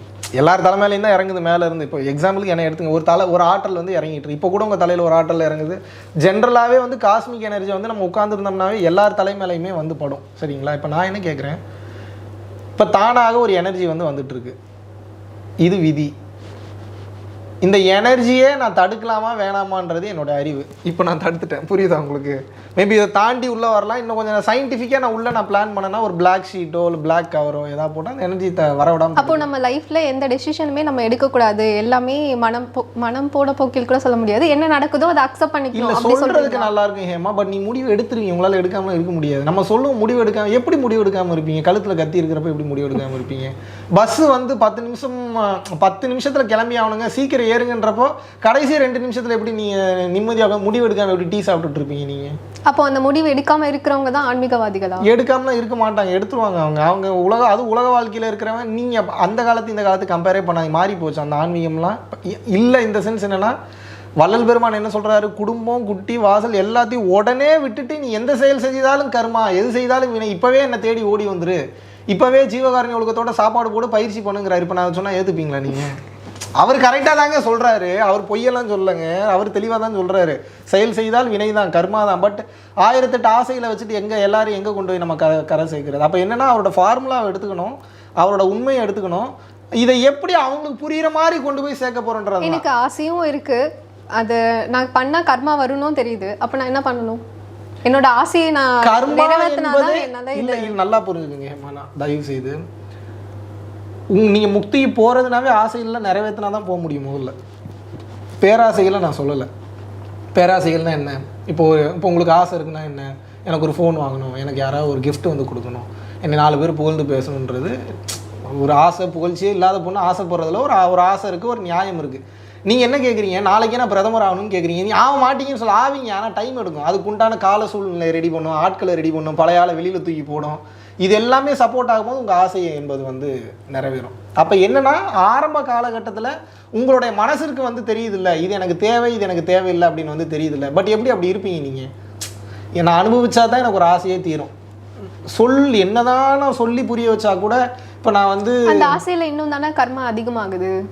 நீங்கள் செயல் என்ற ஒன்று செய்தாலே வினை என்ற ஒன்று ஏற்படும். கர்மானா முதல்ல என்னன்னு தெரிஞ்சுங்க, செயல், அவ்வளோதான். It's called activity. நீங்கள் ஃபோன் எடுத்தீங்கனாலும் கர்மா நடக்கும், ஃபோனு கீழே வச்சிங்கனாலும் கர்மா நடக்கும். அப்போ அந்த ஆசையே இல்லைன்னா இந்த கர்மா இருக்காதுல்ல. அப்போ அந்த ஆசையை தானே நம்ம விந்துவினுடைய ஆதி ஆசை தான் உங்கள் பிறப்பு. அந்த ஆசை இருக்கிறதுனால தான் பிறப்பே எடுத்திருக்குது. அது எதுக்கு இந்த பிறப்பு எடுத்திருக்குன்னு நினைக்கிறீங்க? ஏதோ ஒரு ஆசையை விட்டக்குறை தொட்டக்குறை இருக்கிறதுனால தான். ஆசையினுடைய வெளிப்பாடு தான் செயல், செயலினுடைய வெளிப்பாடுகள் தான் விளைவு. அதனால தான் ஒரு இப்போ நான் செயல் செய்கிறேன், விளைவு வருது, திருப்பியும் அதுக்கான செயல் செய்கிறேன், இந்த மாதிரி ஒரு சைக்கிள் போயிட்டே இருக்குது. அப்போனா என்னோட ஆசை முடியறதுக்கும் லேட் ஆகிட்டே இருக்குது. இப்போ நான் ஆசையை அடக்கிட்டா இது எல்லாமே நான் கட் பண்ணிடலாம், ஜீவன் முக்தி நிலைக்கு போயிடுவீங்க. ஆனால் இந்த ஆசையை அனுபவிக்காம வாயில சொல்லிட்டு நீங்கள் வந்து மனசில் வந்து ஐயோ என்ன அனுபவிக்காமல் இருக்குன்னு சொல்லக்கூடாது. மனதார இது எனக்கு இருந்தாலும் பிரச்சனை இல்லை, இல்லைனாலும் பிரச்சனை இல்லைன்ற தன்மைக்கு வந்து போகணும். இது எப்படி இந்த தன்மைக்கு போகலான்னா, மனசை கேள்வி கேட்டோம்னா போயிடும். வெளிநாட்டுக்கு போ அப்படின்னும், ஏன் வெளிநாட்டுக்கு போகணும்? இல்லை அங்கே தண்ணி கலராக இருக்கு, ஏன்டா தண்ணி கலராக இருக்குதுன்னு பார்க்குறக்கா எவனா வெளிநாடு போவானாடான்னு கேட்கணும். இல்லை அது கொஞ்சம் நல்லா இருக்குன்னா என்ன பண்ண போகிற, உள்ளே இறங்க போறியான்னு கேட்கணும். இல்லை இறங்க மாட்டேன். எவ்வளோ நேரம் அங்கேயே நின்று பார்ப்பேன், ஒரு 2.5 மணி நேரம் பார்ப்பேன். சரி, அதுக்கு மேலே என்ன பண்ணுவேன்? ரூமுக்கு வந்து போகிறது. இதுக்கு எதுக்கு வெளிநாடு போகிறேன்?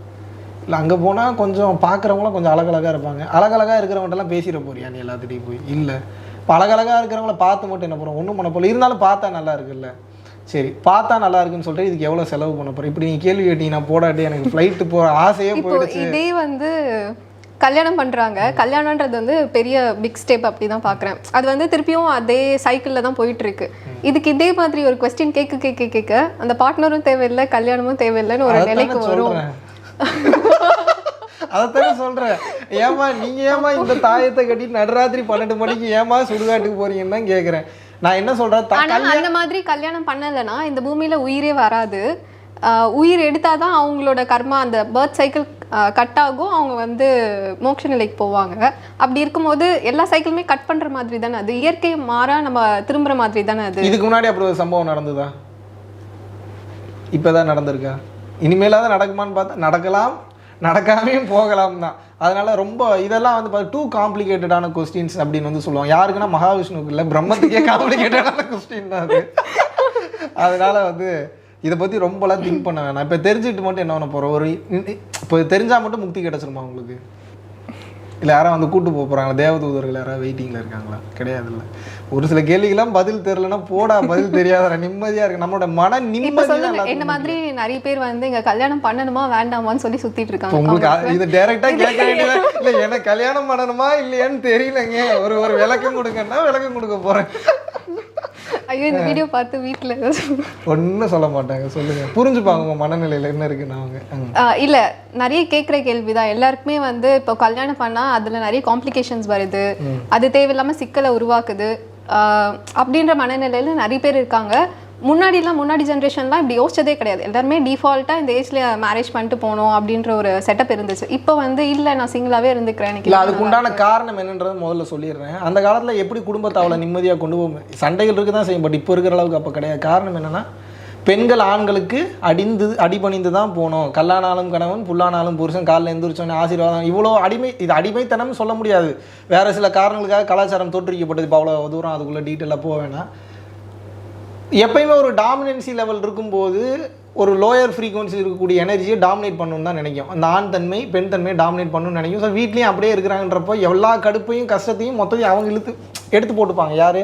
பெண்கள் வந்து எடுத்து போட்டுப்பாங்க. ஆனால் வந்து வெளியில் காமிச்சிக்க மாட்டாங்க. அதனால் அன்றைக்கி அந்த மாதிரி இருந்தது, இன்றைக்கி அப்படி கிடையாது. ஏண்டா உனக்கு ஈக்குவலாக எனக்கு சொத்துல ரைட்ஸ் இருக்குது, உனக்கு ஈக்குவலாக குழந்தைங்க மேலே ரைட்ஸ் இருக்குது, உனக்கு ஈக்குவலாக எனக்கு சொத்து பத்தெல்லாம் தாண்டி சட்டத்திட்டங்களையும் எனக்கு உரிமைகள் இருக்குன்றப்போ கேள்வி கேட்கணுன்னு தான் முதல்ல போகிறாங்க. எதாக இருந்தாலும் இதை நான் கேள்வி கேட்குறது தப்புன்னு சொல்ல வரல. கலாச்சாரம் மாறும்போது கால சூழ்நிலையும் வந்து மாறுது. அப்போ என்னென்னா முதல்ல ஒரு மைண்டே வச்சு சமாளிக்க முடியல. இப்போ 2 மைண்டை வச்சு எங்கே போய் சமாளிக்கிறது? மைண்டை சமாளிக்கிறதுன்னு அவ்வளோ ஈஸியாக அவங்களுக்கு. மைண்டை சமாளித்தா எல்லாத்தையும் சமாளிச்சிடலாம், அது சாதாரண விஷயம் இல்லை. பிரச்சனை என்னென்னா, இப்போ இருக்கிற யங்ஸ்டர்ஸுக்கு கல்யாணம்னா முதல்ல என்னென்னு தெரிய மாட்டேங்குது. இது ஏதோ ஒரு சடங்கு சம்பிரதாயம் மாதிரி குறிப்பிட்ட காலகட்டம் வந்தால் 2 பேரும் ஒருத்தர் கழுத்து நீட்டணும், ஒருத்தர் தாலி கட்டணும், இல்லை ஒருத்தர் வந்து மோதிரம் போடணும், இல்லை வந்து நம்ம வந்து தர்காவுக்கு போய் நம்ம வந்து கல்யாணம் பண்ணிக்கணும்னு சொல்லி ஒரு குறிப்பிட்ட வயசு வந்தாவே அது கம்ப்ளீட்டாக வந்து எப்படி நினச்சிக்கிறாங்கன்னா, அது ஏதோ ஒரு சடங்கு சம்பிரதாயம் மாதிரி வந்து நினச்சிக்கிறாங்க. நான் என்ன கேட்குறேன், ஒரு வில்வித்தை வந்து போகிறீங்க, வில்வித்தையில் வில்லு விடணும் அம்பு விடணும் அப்படின்னா ப்ராக்டிஸ் பண்ணி பண்ணுறீங்க, சரி ஓகே. நீங்கள் வந்து ஒரு வரைகலை ஓவியத்துக்கு போகிறீங்கன்னா ப்ராக்டிஸ் பண்ணுறீங்க, சரி ஓகே. வாழ்க்கையிலே பெரிய விஷயம், காலம் ஃபுல்லாக வாழ போகிறீங்க, ஒவ்வொரு நாளும் புதுசு, ஒவ்வொரு நொடியும் புதுசு. பெண்ணா என்னன்னு தெரியாது, பெண்ணோட உடம்புன்னு என்னன்னு தெரியாது, அவங்களோட கண் எதுக்காக செயல்படுது, மெய்ஞானத்துக்கு மெய்யியலுக்குள்ளே நீங்கள் போக வேணாம். முதல்ல நார்மலாக எந்தெந்த பொண்ணு எதுக்கு எப்போ எப்படி கண் சுமுட்டுவான்னு இருக்குல்ல, எதுக்கு இப்படி கண் சுமுட்டுறாங்க, இப்போ என்ன நினைக்கிறா, ஒரு சில நேரத்தில் வேணுங்கிறதே ஒரு சில நேரத்தில் வேணாங்கிறாள். இப்படி செயல்படக்கூடிய இந்த மைண்ட் 2 கொண்டு வந்து கோர்த்து விட்டு 2 புரிஞ்சு நடந்துக்க அப்படின்னா அது எப்படி புரிஞ்சு நடந்துக்கும்? அதுக்கு டோட்டலாக ஒரு ஐடியாலஜியே இருக்காது. டோட்டலாக ஐடியா இருக்கா? முதல்ல இதோட பாடியை பற்றியே அதுக்கு ஐடியா கிடையாது. புதுசாக ஒரு பாடி கொண்டு அதுக்கு சம்மந்தமே இல்லை. அது நார்த் போல்னா சவுத் போல், அது பாடி ஷேப் வேறு மாதிரி இருக்கும், அவங்களோட நீடு வேறு மாதிரி இருக்கும், அவங்களோட மென்டல் அண்ட் ஃபிசிக்கல் நீட்ஸ் கம்ப்ளீட்டாகவே வேறு மாதிரி இருக்கும். இந்த மெக்கானிசத்தை பிடிச்சி கொண்டு வந்து டக்குன்னு வாழ்கிறானா எப்படி இருந்து வாழ்வாங்க? அப்போ என்னென்னா, முதல்ல செக்ஸ் எஜுகேஷன்ஸ் என்னை பொறுத்த வரைக்கும் இது எப்படி எடுத்துப்பாங்கன்னு தெரில. பட் வந்து இது என்னுடைய புரிதலில் நான் 100% சொல்கிறேன், இங்கே சமுதாயத்தில் நடக்கக்கூடிய முக்கால்வாசி குற்றங்களுக்கு காரணம் வந்து இந்த செக்ஷுவல் அர்ஜினால் வரக்கூடிய பிரச்சனைகள் தான். அப்படி இருக்கும்போது எல்லாமே அக்செப்ட் பண்ணிட்டு அதை எக்ஸ்ப்ளோர் பண்ணுறதுல தானே நெக்ஸ்ட் ஸ்டெப் இருக்குது. இப்போ செக்ஸ் இப்போ இந்த கேள்வி நீங்கள் எந்த பாயிண்ட்லேருந்து கேட்குறீங்கன்னு பார்க்கணும். தமிழ் கலாச்சாரத்தோட பாயிண்ட்லேருந்து நீங்கள் கேட்குறீங்க. தமிழ் கலாச்சாரத்துக்கு நான் எதிரானவன் கிடையாது. தமிழ் கலாச்சாரத்தை முழுமையாக மதிக்கக்கூடியவன். தமிழ் பாடல்கள் தெரியும், தமிழ் வழியில் தான் வந்திருக்கேன், மதுரை அலங்காநல்லூரில் தான் பிறந்திருக்கேன். நான் இதை பேசுகிறேன்றக்கா தமிழை எதிர்த்து பேசுகிறேன், தமிழ் கலாச்சாரத்தை எதிர்த்து பேசுகிறேன் அப்படின்றது கிடையாது. முன்னாடி இருந்த தமிழ் கலாச்சாரமே இப்போ இல்லை, உங்களுக்கே தெரியும், நிறைய மாறி போயிடுச்சு. இப்போ என்னுடைய கேள்வி என்ன, ஒன்று கலாச்சாரத்தை மறுசீரமைப்பு பண்ணுங்கள். இதை வந்து இந்த அளவுக்கு இன்றைக்கி வந்து பிரச்சனைகள் ஆகிப்போச்சு, இவ்வளோ பஞ்சாயத்து ஆகிப்போச்சு, இவ்வளோ தூரம் ப்ராப்ளம் இருக்குது. கல்யாணம் பண்ண போகிறீங்கன்னா பழகிட்டு ஒன்றா நீங்கள் இருந்துட்டு வந்து கல்யாணம் பண்ணுங்கன்னு வந்து நான் சொல்லலை. அதை பற்றின புரிதலே இல்லையே. அதை எங்கே பேசுகிறாங்க? யாருமே பேசுகிறதே இல்லை. இப்போ செக்ஸ் அப்படின்ற டாபிக் எடுத்துட்டாவே ஒரு வேலைக்கு சாப்பாடு கிடைக்கிது, நல்ல நிம்மதியாக தூங்குறீங்க, வேலை வெட்டிக்கு தேவையான வருமானம் எல்லாம் கிடைக்கிது. உங்கள் வீட்லேயே இருந்துக்க வேண்டியதானே, ஏன் கல்யாணம் பண்ணுறீங்க நீங்கள்? என்ன அவசியம்? எனக்கு ஒரு சப்போர்ட் வேணும். சப்போர்ட் எல்லாம் கிடையாது. அப்போ இன்னொரு பொண்ணை கல்யாணம் பண்ணிக்கிங்க நீங்க. அதையும் பண்ணிட்டு தானே இருக்காங்க இப்போ. என்னோட கேள்வி என்னன்னா, ஒரு பொண்ணை இப்பவே நீங்க கல்யாணம் பண்ணி இது வாதமா கூட வச்சுக்கோங்க, பட் இதுல உங்களுக்கு பதில் தெரியணுன்றதுக்கு தான் இதை வாதமும் பண்றேன் நான். எல்ஜிபிடிக்கு இருக்கே நிறைய பேர் பொண்ணும் கல்யாணம் பண்றாங்க. சரி, பொண்ணுக்கு பொண்ணு தேவைன்ற தேவை இருக்கு. ஓகே. ஒரு ஆணுக்கு பொண்ணு தேவைன்ற தேவை இருக்குது, ஒரு பொண்ணுக்கு ஒரு ஆண் தேவைன்ற தேவை இருக்குது. இது தப்பு கிடையாதுப்பா. முதல்ல தப்பாக பேசுகிறதுனால தான் இந்த டாப்பிக்கில் போனாலும் தெரிக்கிறாங்க. எல்லாருக்கும் தப்பே கிடையாது. ஒரு அழகான ஒரு ஒரு ஒரு மிக சிறந்த ஒரு விஷயம் செக்ஸ் கலவி அப்படிங்கிறது. ஓஷோ வந்து எவ்வளோ விஷயங்களை பேசியிருக்கிறாரு அதை பற்றி. பட் நிறைய அரசியல் ரீதியாக பேசிட்டார், அதை கொஞ்சம் தவிர்த்து இருந்திருக்கலாம். பட் ஓஷோவுக்கு நம்ம அறிவுரை சொல்கிற அளவுக்கு நம்ம பெரிய இல்லை. ஆனால் அவர் சொன்ன கருத்துக்கள் எதை நீங்கள் மறுக்க முடியும்? கல்யாணம் பண்ணணும், இந்த ஏஜில் கல்யாணம் பண்ணணும் அப்படின்னா உங்கள் பார்ட்னர் கிட்ட அப்பார்ட் ஃப்ரம் ஃபிசிக்கல் நீட்ஸ் என்ன எக்ஸ்பெக்டேஷன்ஸ் இருக்கணும், இல்லை எக்ஸ்பெக்டேஷன்ஸே இருக்கக்கூடாதா? எதுக்காக அவங்க கல்யாணம் பண்ணணும்? எக்ஸ்பெக்டேஷனே இருக்கக்கூடாது, அவ்வளோதான். ரெண்டு பேரும் அவங்கவுங்களுடைய தேவைகளுக்காக தான் கல்யாணம் பண்ணுறீங்க. இன்னொரு பொண்ணை நல்லா வாழ வைக்கணும், இன்னொரு பையனை நல்லா வாழ வைக்கணுன்றதுக்கு தான் யாரெல்லாம் கல்யாணம் பண்ணல. அப்படி நீங்கள் சொல்கிறீங்கன்னா உங்களை ஏமாற்றிக்கிறீங்கன்னு அர்த்தம். அந்த தாட்டை மாற்றிக்கிங்க. இல்லை தம்பி நீ மாற்றிக்கிங்கன்னா சரி நான் மாற்றிக்கிறேன், நீங்கள் பொறுமையாக உட்காந்து பொறுமையாக. இல்லை இதில் வந்து லவ்னு சொல்கிறாங்களா, அந்த லவ் வந்து செல்ஃப் லவ்வாக இருக்கணுமா, இல்லைனா இன்னொருத்தர்? முதல்ல யாருமே லவ்வே பண்ணுறது இல்லை ஹேமா. இவங்க பேசுகிறது பூரா புனிதமான விஷயமா தான் பேசுகிறாங்க. ஆனால் ஆக்டிவிட்டியில் எதுவுமே அப்படி இருக்க மாட்டேங்குது. உண்மையாகவே அதுதான். லவ்ன்றது என்ன? உண்மையான லவ்னா என்னன்னா, இப்போ என்னை பொறுத்த வரைக்கும் நான் உண்மையான லவ்னா எதை சொல்லுவேன் அப்படின்னா, ஒன்றாக இருந்து ஒன்றாகவே வாழ்ந்தாலும் டக்குன்னு எனக்கு இந்த வாழ்க்கை எனக்கு பிடிக்கலமா, நான் வந்து நிம்மதியாக கொஞ்ச நாள் தனிமையில் இருக்கலான்னு இருக்கேன். ஏன்னா உன்னோட சேர்ந்து வாழ்றது எனக்கு நிம்மதி இல்லைன்னு படுது. நான் தனியாக கொஞ்ச நாள், ஆன்மீகத்துக்கே கிடையாது, ஜென்ரலாகவே நான் தனியாக வாழணும்னு முடிவு பண்ணுறேன் அப்படின்னு வந்து சொன்னால், உண்மையாகவே ஒரு துணை என்பவர் என்ன பண்ணணும் அப்படிங்களாங்க. உங்களுக்கு வந்து என் கூட வாழ்கிறதுக்கு உங்களுக்கு பிடிக்கலையா, சரி ஏதோ ஒரு சில விஷயங்கள் நான் ஹர்ட் பண்ணியிருக்கும் போது உட்காந்து பேசுகிற மாதிரி இருந்தால் பேசலாம். பேசியும் செட் ஆகலை அப்படின்னா சந்தோஷமாக இருக்குன்னு சொல்லி ஹெல்ப் பண்ணுறது தான் உண்மையான அன்பு. ஜீவனாம்சம் கொடுத்து பிரிச்சுட்டு தனியாக பிரிச்சுட்டு வந்துட்டோம் அப்படின்னா உனக்கு எனக்கு சம்மந்தமே இல்லை, உனக்கு நான் பணம் அனுப்பணுன்றது இல்லை, உனக்கு நான் ஹெல்ப் பண்ணுன்றது. இது நல்ல விஷயம் தான். இப்படி பிரிஞ்சிருக்கிறது காரணம் என்னென்னா, இன்றைக்கி மனிதனோட மைண்டு நிற்க மாட்டேங்குது. இன்றைக்கி இந்த பணம் கேட்டால் மறுபடியும் தேவையில்லாத டிவோர்ஸ் ஆனதுக்கப்புறம் தேவையில்லாத பிரச்சனைகளை கொண்டு வருவாங்களோன்றதுக்காக அதை வந்து என்கரேஜ் பண்ணுறதில்ல. பட் அப்போ என்ன, சமூகமே வந்து பார்த்தீங்கன்னா ஒரு தவறான புரிதலில் கண்ணோட்டத்தில் தானே அப்போ செயல்பட்டுக்கிட்டு இருக்கு. நான் இன்னொரு பெர்ஸ்பெக்டிவ்ல என்ன பார்க்குறேன்னா, இந்த லவ்ன்றது வந்து அன்பு தானே. நான் என்னோட அன்பு வந்து என்னோட பேரண்ட்ஸ் மேலே வச்சுருக்கேன், எனக்கு கூட சுற்றி இருக்கிற ஃப்ரெண்ட்ஸ் மேலே வச்சுருக்கேன். அப்படி இருக்கும்போது நான் எதுக்கு அன்புன்றதை ஒரு பர்சன் மேலே வைக்கணும், அவங்களுக்கு எல்லாமே செய்யணும், அந்த மாதிரி ஒரு க்ரைட்டீரியா செட் பண்ணி வைக்கணும்? ஒரு பார்ட்னர்ஷிப் எதுக்கு தேவை? அஃப்கோர்ஸ் நீங்கள் ஒரு பையனை தானே லவ் பண்ண முடியும். உங்களுக்கு ஒரு தேவை இருக்குன்னா நான் ஒரு பையனை தானே பண்ண முடியும். நான் ஒரு பொண்ணை பண்ண முடியும், நீங்கள் ஒரு பையனை லவ் பண்ணி கல்யாணம் பண்ணிக்க முடியும். அப்படி தானே? எப்படி அது மாறி எப்படி பண்ணுவீங்க? மாறின்னு இல்லை, லவ்ன்றது வந்து யூனிவர்சல் தானே. I have to love every thing and every ஒன்ல சொல்கிறதுக்கு நல்லா இருக்கும். அப்போ நீங்கள் கல்யாணம் பண்ணாமல் இருந்துட முடியுமா? இது ஒரு பஞ்சாயத்துக்காக போட்டிக்காக பேசக்கூடாது. எனக்கு ஒரு தேவை இருக்குன்றது எனக்கு தெரியும், அதை நான் கல்யாணம் பண்ணாதான் எனக்கு கிடைக்குன்றதும் தெரியும், கல்யாணம் பண்ணாதான் சமூகம் என்ன தப்பாக பேசாதுன்றது தெரியும், சமூக சட்டத்திட்டங்களுக்குள்ளேயும் கொண்டு வந்துட்டாங்கன்றப்போ நான் உணர்ந்துட்டேன். சூன்யம் லைட்டெல்லாம் பார்த்துட்டேன். அதுக்காக சூன்ய லைட்டெல்லாம் பார்த்துட்டுன்றக்காக தமிழ்நாடு சட்டத்திட்டங்களுக்கும் இந்திய அரசியலமைப்பு சட்டத்திட்டத்துக்கும் உட்படாமல் நான் செயல்பட முடியுமா? ஆனால் ஒரு புரிதல், உண்மையான புரிதல் இருக்கிறவங்களுக்கு இந்த சட்டத்திட்டமே இல்லையே, எல்லாமே ஒன்று தானே. அவங்க நிறைய ஃபேமிலிஸ் வந்து வாழ்ந்துட்டு இருக்காங்க.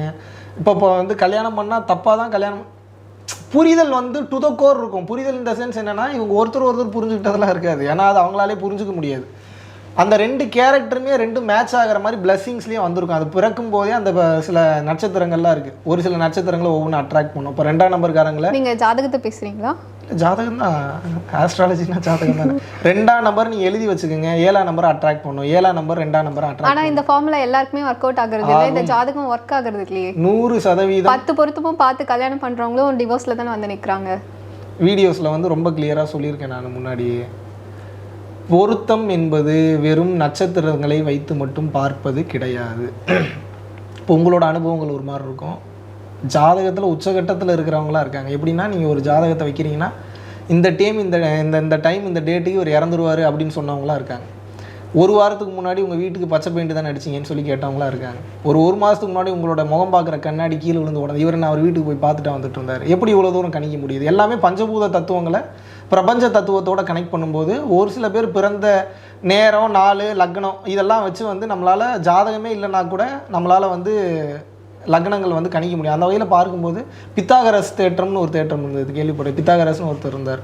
அவர் யாரை தெரியுமா கடவுளாக கும்பிட்டார் தெரியுமா உங்களுக்கு? கேள்விப்பட்டிருக்கீங்களா? 10ஆம் நம்பரை தான் கும்பிட்டார். அவர் வெறும் நம்பர் 10 தான் கும்பிட்டார். அவருக்கு என்ன அறிவு இல்லையா? அவர் எழுதாத தத்துவ விளக்கங்களா, ஞான விளக்கங்களா? ஏன் அவர் 10ஆம் நம்பரை கும்பிட்டார்? என்ன காரணம் அப்படின்னா, அந்த 0 அப்படின்றத அவங்க வந்து இருள் தன்மையாகவும் 1 அப்படின்றத வெளிச்சத்தின் தன்மையாகவும் வந்து பார்க்குறாங்க. ஸோ 10ஆம் நம்பரை கும்பிட்டு பல விஷயங்கள் அவங்க சாதிச்சிருக்காங்க, மக்களுக்கு நிறையா கொடுத்துருக்குறாரு. இப்போ என்னுடைய கேள்வி என்ன அப்படின்னா, இது எதுவுமே நம்ம ஒரு குறிப்பிட்ட ஐடென்டிட்டிக்குள்ளே போய் நம்ம போய் அடக்கிக்க வேணாம்னு நினைக்கிறேன் நான். நம்ம எப்படி பார்க்குறோமோ அப்படி காட்சி கொடுக்கும். ஆட்டம்ஸோட சேர்க்கை தான் எல்லாமே. அதுக்குள்ளே தான் லைட் இருக்குன்றப்போ உங்களுக்கு என்ன 10ஆம் நம்பராகவும் காட்சி கொடுக்கும். இறைவன் பவன் சில நேரத்தில் உருவமாகவும் காட்சி கொடுப்பான், லைட் எனர்ஜியாகவும் காட்சி கொடுப்பான், சவுண்டாகவும் காட்சி கொடுப்பான். எப்படி வேணாலும் காட்சி கொடுக்க வாய்ப்பு இருக்குது. நம்ம அதை ரிசீவ் பண்ணுறதுக்கு தயார் நிலையில் இருக்கணும். கடவுளை பார்க்கணுன்றீங்க, நைட்டு 12 மணிக்கு. என்னோட கொஸ்டின் நீங்கள் மறைஞ்சிடுச்சுன்னு நினைக்கிறேன். இந்த ஜாதகம் வந்து சில டைம் உண்மையாகிறதும் பொய்யாகிறதும் எப்படி சில கணிக்கிறது கரெக்டாக இருக்குது, ஆனால் எல்லாமே அவங்களால கரெக்டாக கால்குலேட் பண்ண முடியல. ஜோதிடம் பார்ப்பவர்களை தான் தவறுன்னு நான் சொல்லுவேன். நான் ஜோதிடத்துக்கு தான் வக்காலத்து வாங்குறேனே தவிர ஜோதிடம் பார்ப்பவர்களுக்கு நான் வக்காலத்து வாங்கலை. நான் என்ன காரணம்னா, புலிப்பாணி மாதிரியான எங்கள் ஐயன், எங்கள் அப்பன் சிவபெருமான், நம்மளோட மூதாதையர்கள் அகத்தியர், போகர், சட்டைமுனிநாதர், காலங்கிநாதர், இரட்டை நாக்கு சித்தர், சிவானந்த பரமஹம்சர், இவ்வளோ மாதிரியான காலத்தில் இருந்தால் ஜோதிடம் எப்படி பொய்யாகும்? அது பொய்யாகிறதுக்குலாம் வாய்ப்பில்லை. இன்றைக்கு வந்து மேம்புல் மேய்ந்து விட்டு சில பேர் வந்து ஜாதகம் பார்க்குற அப்படின்ற பேர் 1 year 2 year கோர்ஸ் படிச்சுட்டு வந்து ஆமாம், அப்படி பார்க்குறவங்க நல்லா பார்க்குறவங்களும் இருக்காங்க. பட் சக்ஸஸ் ரேட் வந்து கம்மியாக தான் இருக்குது. பாரம்பரியமாக பார்க்குறவங்க கரெக்டாக பார்க்குறாங்கன்னு சொல்ல முடியாது. ஸோ ஜோதிடம் 100% சரிதான், அதில் மாற்றுக்கிறதே கிடையாது. ஜோதிடத்தை உனக்கு கரெக்டாக பார்க்க தெரியுமா? அதுதான் கேள்வி. அப்புறம் coming back to this question, like partner எதுக்கு தேவை? கண்டிப்பாக நம்மளுடைய ஃபிசிக்கல் நீடுக்காக தான் நம்ம கல்யாணமே பண்ணிக்கிறோம். இதை தாண்டி நீங்கள் எதாவது சொல்கிறீங்கன்னா அதுக்கு அடுத்து இருக்கக்கூடிய குழந்தைய தான் நீங்கள் சொல்ல முடியும். நீங்கள் அதுக்கு முன்னாடி எதை சொல்லுவீங்க? நீங்கள் இப்போ குழந்தைன்னு வந்துட்டாவே அது ஃபிசிக்கல் நீடு இல்லாமல் எப்படி குழந்தை பிறக்கும்? அப்போ அஃப்கோர்ஸ் நீங்கள் ஆட்டோமேட்டிக்காக வந்து பார்த்தீங்கன்னா ஃபிசிக்கல் நீடு இல்லாமல் இதை சொல்கிறதுக்கு என் மேலே கோவம் வர மாதிரி இருக்கும். உங்களுக்கு பார்க்குறவங்களுக்கு வந்து என்ன இவ்வளோ ஓப்பனானது, நம்ம என்ன அவ்வளோ மோசமாக இருக்குன்னு தோணும். ஆனால் நல்லா யோசித்து பார்த்தீங்கன்னா உங்களுக்கு தெரியும், இந்த உலகம் இயங்குவது 2 தேவைக்காக. 1 வயிற்று தேவை, சாப்பாடுக்கு அரிசி வேணும், பருப்பு வேணும், கொத்தமல்லி, காய்கறி வேணும், அதுக்கு பணம் வேணும். அதனால தான் உழைக்கிறீங்க. இப்போ எங்கள் அம்மா அப்பா இப்போ நான்லாம் ஏன் உழைக்கிறேன்? எங்களுக்கு சாப்பாடு வேணும். சாப்பாடு இல்லை, இப்போ ஞானி யோகிக்கு சாப்பாடு தேவை இல்லையா? யாராக இருந்தாலும் சாப்பாடு தேவை, அதுக்கு உழைச்சி தான் ஆகணும். இந்த கிளாஸ் எடுக்கிறோம். அது போக வந்து பார்த்தீங்க அப்படின்னா முன்னாடி ஈவென்ட் மேனேஜ்மெண்ட் பிஸ்னஸ் வந்து பண்ணிட்டு இந்த மாதிரி எல்லாத்துக்கும் ஒவ்வொரு தேவை இருக்குதானே. உடல் தேவை எல்லாருக்குமே ஒரு எக்ஸ்பெக்டேஷன்ஸ் இருக்குதான். பேரண்ட்ஸ்க்கும் ஒரு எக்ஸ்பெக்டேஷன்ஸ் இருக்கு. 200% ஒரு வீடியோவே பேசியிருந்தேன். தாய் என்பவள் யார் உண்மையான தாய்? உங்கள் பிள்ளைய உங்கள் குழந்தைய மட்டும் நல்லா பார்த்துக்கிட்டு தாயின்லாம் சொல்லாதீங்கன்ட்டேன் நான். ஏன்னா எல்லா உயிர்களையும் தன் உயிர் போல கருதி உங்கள் சொத்து பத்தை கொண்டு போய் கொடுக்க வேண்டாம். இன்னொரு உயிருக்கு வருத்தப்பட்டால் உங்களுக்கு வலிக்கலையே, கஷ்டப்பட்டால் வலிக்கலையே, அப்புறம் எப்படி நம்ம தாயாக இருக்க முடியும்? என் பிள்ளை, என் குழந்தை, என் பேரன், என் பேத்தி, நீங்கள் என் கூட மட்டும் நல்லா இருங்க, என் ஃபேமிலியில் இருக்கிறவங்க மட்டும் நல்லா இருக்குன்னு பக்கத்து வீட்டுக்காரன் என்ன ஆனான்றது கூட நம்ம கண்டுக்கிறது இல்லையே. ஒவ்வொருத்தனையும் போய் கண்டுக்கணுன்றது அவசியம் இல்லை ஹேமா. அந்த குணம் இருக்கணும்ல. ஒரு காரை விட்டுட்டு நான் திருமார் அன்னைக்கு வந்தானு தெரியல, இவனோட அண்ணன் தான் வந்திருந்தான், மணிமாறன் வந்திருந்தான். ஒருத்தர் என்ன பண்ணுறாரு, கோயம்புத்தூரில் நாங்கள் காரில் பின்னாடி வந்துட்டுருக்கோம். தங்கச்சி வந்து மால் கூப்பிட்டு போனான்னா ப்ரூக்ஃபீல்ட் மால் போயிட்டு ரிட்டன் வந்துட்டு இருந்தோம். மணிமாறன் ஒய்ஃபு கூட என்னோட தங்கச்சி வந்திருந்தா. முன்னாடி இன்னொரு கார் வந்து போயிட்டு இருந்தது. போயிட்டு ஓரமாக லெஃப்ட் ஓரம் கட்டி நிப்பாட்டினோடனே மக்காச்சோளம் வந்து சாப்பிட்லாம் அப்படின்னு சொல்லிட்டு ஆசை. நம்ம இந்த ரோட்டில் இருக்க சாப்பிட்றது இதெல்லாம் யோசிக்கிறதே கிடையாது. அங்கேருந்து தானே வந்தேன். அப்புறம் அதை மறந்துட்டேன். அப்படி ரோட்லேயே போய் நின்றுட்டு இளநீ அவன் வெட்டுனா வெட்டிக்கிட்டே இருக்கான். 8-9 இளநீ வெட்டிக்கிட்டு இருக்கான். மாற்றி குடிச்சிட்ருக்கோம், மக்காச்சோளம் சாப்பிட்டுட்ருக்கோம். அவன் பக்கத்து முன்னாடி எக்கோ ஸ்போர்ட் அந்த கார் வேகமாக ஒரு பாட்டி இறங்கி நடந்து வருது. அவ்வளோ வெயிலாக அவ்வளோ தூரம் ஹீட்டை கொளுத்தி மக்காச்சோளத்தை வந்து ரெடி பண்ணி அது காரம் அந்த எலுமிச்சை மிளகாலாம் போட்டு சூப்பராக கொடுக்குறான். அவனுக்கு அந்த மாதிரி டிஷ் அங்கே கிடைக்கிறதே கஷ்டம். முதல்ல அங்கே உணவு சாப்பிட்றதுக்கு ஹோட்டல்ஸுமே பக்கத்தில் கிடையாது. அவன் எவ்வளோ சொல்கிறான்னா 3 சேர்த்து 50 ரூபா சொல்கிறான். இது காஸ்ட்லி தான், காஸ்ட்லியாக ரொம்ப காஸ்ட்லி இல்லை, ஓகே அப்படின்னு கூடிய அமௌண்ட் அது கொடுக்கலாம், ஒன்றும் தவறில்லை. ஏன்னா அவ்வளோ வெயிலில் இருக்கான். ரெண்டாவது இன்றைக்கி கொரோனா காலகட்டத்தில் வருமானத்துக்கு அவங்க என்ன பண்ணுவாங்க, அங்கேயே வந்து ஒரு பிச்சைக்கார மாதிரி படுத்துட்டு இருக்காங்க. அந்த அம்மா வந்து வெறும் 10 ரூபாய் எடுத்துகிட்டு வந்து 5 ரூபாய்க்கு 3 கொடு அப்படின்னு வந்து கேட்குது. ஸோ நம்ம என்ன புரிஞ்சுக்கணும் அப்படின்னா, முன்னாடி இருந்த காலகட்டங்கள் மாதிரியே இந்த காலகட்டத்தில் எல்லாத்தையுமே வந்து நம்ம எதிர்பார்க்குறோம். யாருமே இன்றைக்கி வந்து சேஞ்சுக்கு அடாப்ட் ஆகிறதுக்கு தயாராக இல்லை. ப்ரூஸ்லி ஒரு வார்த்தை என்ன சொல்லுவார்னா, நீர் போல இருங்கள், பி லைக் எ வாட்டர் அப்படிம்பார். ஏன்னா அதான் எல்லாத்தையும் அடாப்ட் பண்ணிக்கும்.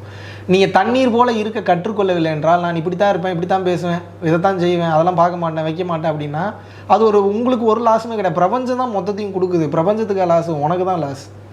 அப்போ என்னன்னா, நான் இப்படி தான் இருப்பேன், அப்படி தான் இருப்பேன், எதுக்குமே வளைஞ்சு கொடுத்து போகலன்னா you will suffer a lot. நான் அந்த காலத்தில் 5 ரூபாய்க்கு தான் மக்காச்சோளம் வாங்கினேன். நீ உனக்கு ஒரு வீட்டுக்கு எதுக்கவே கூட விளைஞ்சிருக்கும். நீ டெய்லி 100 மக்காச்சோளம் கூட நீ ஃப்ரீயாக சாப்பிட்ருந்துக்கலாம். இப்போ எங்கே வந்திருக்க, ரோட்டுக்கு வந்திருக்கல. அவன் கேட்குறதே 5 ரூபாய்க்கு எப்படி 3 மக்காச்சோளம், எனக்கே ஆத்திரம் வந்துருச்சு. அப்புறம் நான் என்ன பண்ணேன், நாங்கள் ஒரு 3 மக்காச்சோளம் ஒரு 10 இளநீ என்னமோ சாப்பிட்டோம். எக்ஸ்ட்ரா ஒரு 400-500 கொடுத்து, இந்த வழியில் யார் மக்காச்சோளம் வந்து இனிமேல் வந்து முடியல அப்படின்னு சொன்னாங்க, நீ ஃப்ரீயாக கொடுத்துட்டு வந்துட்டேன் நான். இந்த மாதிரி எங்கே போனாலுமே அந்த மாதிரியே பழகிருச்சு. இது எதுக்கு மெயினாக சொல்ல வரேன் அப்படின்னா, இன்னொரு விஷயம் நீங்கள் புரிஞ்சுக்கணும். இது எல்லாமே கெட்டிங் கவுண்டட். இது நம்ம கவுண்ட் ஆகுது அப்படின்றதுக்காக நம்ம செய்கிறதில்ல. அதை ஒரு கட்டத்தில் ஹேபிட்டாகவே மாறிடும். உங்களே அறியாமல் செய்வீங்க. பட் இதை ஏன் வெளில சொல்ல மாட்டாங்கன்னா, ஒருவேளை இதுக்காக தான் இவர் பண்ணுறாரோ அப்படின்ற ஒரு பார்வை வந்து அவங்க மேலே எனக்கு வந்தால் வந்துட்டு போகுதுன்ற. நான் முதல்ல நம்ம எதிர்பார்ப்போட பண்ணியிருந்தா கூட, இப்போ யாருக்கு எங்கெங்கே நல்லது பண்ணோம், எவ்வளோ பண்ணோம், எதுக்கு பண்ணோம், எதனால் பண்ணோம், எதுவுமே ஞாபகம் இல்லை. அந்த மாதிரி போகும்போது இந்த கர்ம வினைகள்லேருந்து சீக்கிரம் நீங்கள் விடுபட முடியும். அப்படி இல்லாட்டினா தானத்தை விட மிக சிறந்தது உலகத்தில் எதுவும் கிடையாது Hema. If you are doing something for you, yourself and your family, that is called karma. If you are doing the same thing for some other person and some other family, that is called dharma. கர்மா சேர்க்கும், தர்மா அழிக்கும். சேர்க்க போகிறீங்களா அழிக்க போகிறீங்களா, நீங்கள் தான் முடியும். நல்ல பதில் மகாவிஷ்ணு. அண்ட் இன்னொரு கொஸ்டின் என்னன்னா, இந்த வளைஞ்சி கொடுத்து போகணும்னு சொல்கிறீங்களா, அதுதான் வந்து நான் மாஸ்க் போடுறதா பார்க்குறேன். எல்லாமே வளைஞ்சி கொடுத்து போகலாம். வீட்டில் வந்து பார்த்தீங்கன்னா, வீட்டில் 2 பேர் இருந்தாலுமே அவங்களோட தாட்ஸ் டிஃப்ரெண்ட்டாக தான். 2 பேருமே வளைஞ்சு கொடுத்து போகணும். இது ஒருத்தருக்கான கேமே கிடையாது. எப்படி பெண் தன்மையில் இருக்கீங்க, நான் பெண் தன்மையில் செயல்படுறது. ஆனால் அவங்களுக்கும் இருக்கணும்ல. நீங்கள் வந்து நம்ம எக்ஸ்பெக்ட் பண்ண முடியாது. அப்படி இருக்கும்போது நமக்கு புரியுது இந்த உயிர் வந்து இப்படி நினைக்குது. That's why I am saying you to take time in selecting your pair. வேறு வழியே இல்லை, வேறு சான்ஸே கிடையாது. டக்குன்னெலாம் போயெல்லாம் குதிக்க முடியாது. போய் பிறந்த ஈசன் மாதிரி நம்ம செலக்ட் பண்ணுறது ஓகே, பார்ட்னர் செலக்ட் பண்ணிக்கலாம். ஆனால் அப்பா அம்மாவை நம்ம செலக்ட் பண்ண முடியாதுல்ல. எல்லார் வீட்லேயுமே போன ஜென்ரேஷன் வேறு மாதிரி தான் இருக்கும், இந்த ஜென்ரேஷன் வேறு மாதிரி தான் இருக்கும். அப்படி இருக்கும்போது இந்த ஜென்ரேஷன் தான் வளைஞ்சு கொடுத்து போகிற மாதிரி இருக்குது. அந்த வளைஞ்சு கொடுத்து போகிறதுல இவங்களோட ஆசையும் வந்து யார் மேலே தப்பு இருக்குது, யார் சரியாக டீச் பண்ணல. என்னதான் சமூகம் 50% இந்த குழந்தையை வளர்த்தா, அம்மா அப்பாவாலையும் 100% குழந்தைய வளர்க்க முடியாது. தெரியும்ல உங்களுக்கு. 50% சமூகம் வளர்க்கும். ஒரு சில பேரோட வாழ்க்கை 90% சமூகம் வளர்க்கும். 10% தான் வீட்டில் வளர்ப்பாங்க. எதுவுமே அடிப்படையே நீங்கள் சொல்லித்தரல அப்படின்னா, இதனால தான் திருச்சிற்றம்பல கல்வி வேணும்னு நான் ஒவ்வொரு இடத்துலையும் தலைப்பாட அடிச்சுக்கிறது காரணம் தான். மகாவிஷ்ணு கண்டுபிடிச்சதா திருச்சிற்றம்பல கல்வி அப்படி கிடையாது. இறைவனை பற்றிய படிப்பு தான் திருச்சிற்றம்பல கல்வி. இறைவன் இருக்கிறாருன்றது 100% நம்பாதனால தான் இங்கே இவ்வளோ பிரச்சனை. 100% நம்பிக்கை இருந்ததுன்னு எப்படி பயம் வரும்? நம்புறேன்னு எல்லாரும் சொல்கிறீங்கப்பா, 100% நம்புகிறேன், சரணாகதின்னு சொல்கிறீங்க, பரிபூரண சரணாகதி அடைஞ்சியான்னு நான் கேள்வி கேட்பேன். அந்த நம்பிக்கை இல்லாதனால தான் இவ்வளோ கேள்வி வருது. கேள்வி கேட்குறதுனால மேனிஃபெஸ்ட் ஆக மாட்டேங்குது. 100% நம்பிட்டீங்கன்னா மேனிஃபெஸ்ட் ஆகிடும். இயேசுபிரான் வந்து மக்களை வந்து ரட்சித்தப்போ என்ன சொல்கிறாரு, படுக்க முடியாமல் இருக்கிறவனோ ஒருத்தனை அப்படியே கண்ணை மூடிட்டு கை வைக்கிறாரு. பல வருஷம் படுத்துட்டு இருந்தான், படாருன்னு எந்திரிச்சோன்னே. இப்போ வந்து நம்மளோட முன்னாடி இருக்க ஜென்ரேஷனுக்கு இந்த கல்வி தேவைன்னு சொல்றீங்களா, இல்லை இந்த ஜென்ரேஷனுக்கு மனுஷனா பிறந்தாவே இந்த அறிவு வேணும், ஒரே வார்த்தை, அவ்வளோதான். இந்த கல்வி கிடையாது, இது ஒரு புரிதல், இது ஒரு அறிவு. எந்த அறிவு? நான் உடல் அல்ல, நான் வந்து ஆன்மாவும் கிடையாது. நம்ம அதான் உண்மை. எல்லாரும் என்ன சொல்லுவாங்க, நான் உடல் அல்ல, மனம் அல்ல, நான் ஒரு ஆன்மாம்பாங்க. எங்க ஆன்மாவை எப்படி நான் சொல்லுவீங்க நீங்க? என்னதான் கோர் பார்ட் ஆஃப் ஆன்மீகம் வந்து ஒரே விஷயத்தை தான் வந்து எல்லா ரிலீஜனுமே சொல்லியிருந்தாலுமே ரிலீஜன் நம்ம எல்லாம் பிரிஞ்சு தான் இருக்கும். அப்படி இருக்கப்போ எல்லாத்துக்குமே இது சொல்லி கொடுக்கணும்னா அது ஒன்லி ஸ்கூலில் தான் பாசிபிள். ஸ்கூலில் இப்போ பகவத்கீதா எடுத்துகிட்டு வந்தால் அதுக்கு அவ்வளோ பிரச்சனை வருது. அந்த மாதிரி எல்லாமே நம்ம வந்து ஒரு கிளாஸ் பகவத்கீதா, இன்னொரு கிளாஸ் குரான், இன்னொரு கிளாஸ் வந்து பைபிள்னு வச்சு எடுக்க முடியாது. அப்படி இருக்கும்போது ஏதாச்சும் ஒரு காமன் திங் எடுத்துகிட்டு வர முடியும். உலக பொதுமறையை சொல்லி கொடுக்கலாமே. திருக்குறள் சொல்லி கொடுக்கலாம். அந்த திருக்குறள் மனப்பாட பகுதியாக மட்டும்தான் இருக்குது. அந்த சின்ன வயசில் எனக்குமே புரிஞ்சிருக்காது. நானுமே அது வந்து மார்க்குக்காக மட்டும்தான் படித்தேன். இப்போ கூட உட்காந்து விஜய் சேதுபதி மாதிரி இருக்கிற ஆளுங்க தான் திருக்குறள் படிச்சுட்டு இருக்காங்க. நானுமே எடுத்து பார்த்தா எனக்கு திருக்குறள் புரியாது. அதை நான் என்னோட 60 இல்லை 80 அந்த ஏஜ் வரும்போது ஒரு ரியலைசேஷன் வரும்போது, ஓ இது ஒரு லைனில் இவ்வளோ மீனிங் இருக்கா அப்படின்னு இருக்கும். அது ஏஜை தாண்டி அந்த மனப்பக்கத்துலேயும் இருக்குது. ஆனால் அந்த ரியலைசேஷன் ஸ்டேஜ் வந்து எல்லாருக்குமே டிஃபர் ஆகுது. அப்படி இருக்கும்போது நம்மளோட முன்னாடி இருக்க ஜென்ரேஷனுக்கு இந்த ரியலைசேஷன் இந்த பர்த்தில் வரவும் சான்ஸ் இருக்குது, வராமல் போகிறதுக்கும் சான்ஸ் இருக்குது.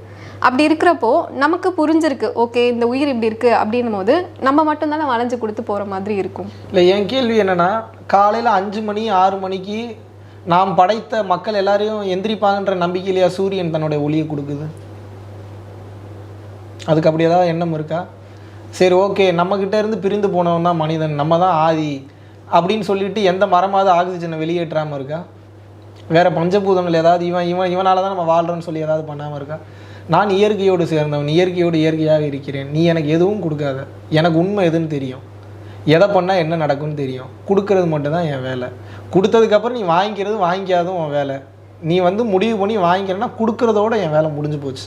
அதுக்கு சம்மந்தமான சந்தேகங்களை விளக்கம் கொடுக்குறதுக்கு நம்ம இருக்கோம். பட் இது வந்து நான் ஏன் பண்ணணும் வைக்கணும் அப்படின்னா, நான் வந்து அப்போ ரொம்ப ஸ்ட்ரிக்டானவனா நான் வந்து பிஹேவ் பண்ணுவேன். எப்படி அந்த காலங்கள்லாம் வந்து 13 வருஷம் 14 வருஷம் கஷ்டப்பட்டு கூடவே இருந்து சொல்லி கொடுத்த விஷயத்த நீங்கள் நம்ம ஈஸியாக சொல்லி கொடுக்குறோன்னா அதை புரிஞ்சுக்கிறதுக்கு உனக்கு தான் பக்குவம் வேணும். எவன் நல்லவன் எவன் கெட்டவன் கூட அப்போ இன்னும் கண்டுபிடிக்க முடியாமல் தான் நீ இருக்க. அதை தாண்டி சரி கெட்டவனாகவே இருந்தாலும் அது நல்லதாக இருந்தால் என்னன்னு சொல்லி கற்றுப்போன்ற தன்மைக்கு அதுதானே ஞானம். நீ நல்லவனா கெட்டவனானே வெளிக்கேட்டவே பார்த்துட்டு இருக்கட்டே உள்ளுக்குள்ளே 1000 பேருக்கு அப்ளிகேஷன் ஃபார்ம் கொடுத்தாச்சுறாங்கன்னா கேட்க மாட்டேறியாத.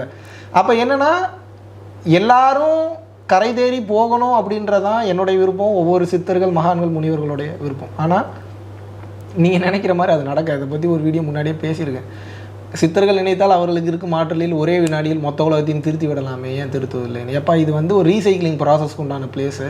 ஒரு கத்தி ஃபுல்லாக ரத்த கரையாக இருக்குது அப்படின்னா வரக்கூடிய தண்ணியில் கத்தியை வைக்கிறீங்கன்னா அந்த கரையை கழுவிடும், கத்தியை ரிமூவ் பண்ணிட்டு நீ ஃப்ரீ ஆகிடு, சேஃப்டி ஆகிடுன்ற மாதிரி. பூமின்றது வந்து ஒரு தனி கிரகம். இந்த கிரகத்தில் மனித பிறவியை உங்களுக்கு வந்து அனலைஸ் பண்ணுறதுக்காக கொடுத்துருங்க. ஆனால் நீங்கள் மனிதன் கிடையாது, அதான் பெரிய காமெடி. ஆனால் நம்ம மனிதன் நினச்சி உட்காந்து மனிதனாகவே பேசுகிறோம், மனிதனாகவே பார்க்குறோம். மனிதன் லிப்ஸ் எனக்கு அழகாக இருக்குது, கண் அழகாக இருக்குது, இது அழகாக இருக்குது, அது அழகாக இருக்குன்னு இதுலேயே வாழ்ந்து இதுலேயே செத்துறோம். சாகும்போது கூட இன்னும் கொஞ்சோண்டு ஐலைனர் போட்டுருந்தா நல்லா இருந்திருக்குமேன்ற மனநிலையில் தான் இன்றைக்கி வந்து பெண்கள் வந்து, எல்லா பெண்களையும் சொல்ல மோகம் சொல்கிறேன் நான். அப்படி இருக்கிறவனை கூப்பிட்டு வந்து ஒரே நாளில் வந்து மொத்தத்தையும் விடு, இதை பண்ண அதை பண்ண யாருமே வந்து கேட்க மாட்டாங்க. அப்போ என்னென்னா, மக்களுக்கு பிடித்த மாதிரியான ரூட்லேயே போவோம், அவங்க எதை விரும்புகிறாங்களோ அதவே பேசுவோம். ஆனால் ஞானம் எல்லாத்துலேயும் பேசுவோம். ஞானம் இல்லாத இடம் எது இருக்குது? பிக் பாஸில் ஞானம் பேசுவேன். பிக் பாஸுக்கு போய் பேசணும்னு சொல்ல வரல, பிக் பாஸை பற்றி ஞானம் பேசலாம். ஆக்சிடென்ட் ஆச்சுன்னா ஆக்சிடென்ட்டை பற்றி ஞானம் பேசலாம், ஞான விளக்கம் கொடுக்கலாம். எதில் தான் உங்களுக்கு ஞான விளக்கம் கொடுக்கும்? இந்த ஞானம்ன்றது வந்து புரிதலா இல்லைனா வந்து பகுத்தறியும் அறிவா? ஞானம்ன்றது என்ன? ஞானம்ன்றது முதல்ல ஒரு நிலை அப்படின்னா, எதுவுமே நம்மளது இல்லை, எதுவுமே நம்ம படைக்கலை, இங்கே எதுக்குமே நம்ம காரணகர்த்தா கிடையாது அப்படின்றத உணர்வு ரீதியாக எவன் ஒருத்தன் உணர்ந்துட்டானோ அவனோட வேகம் குறைஞ்சிரும்.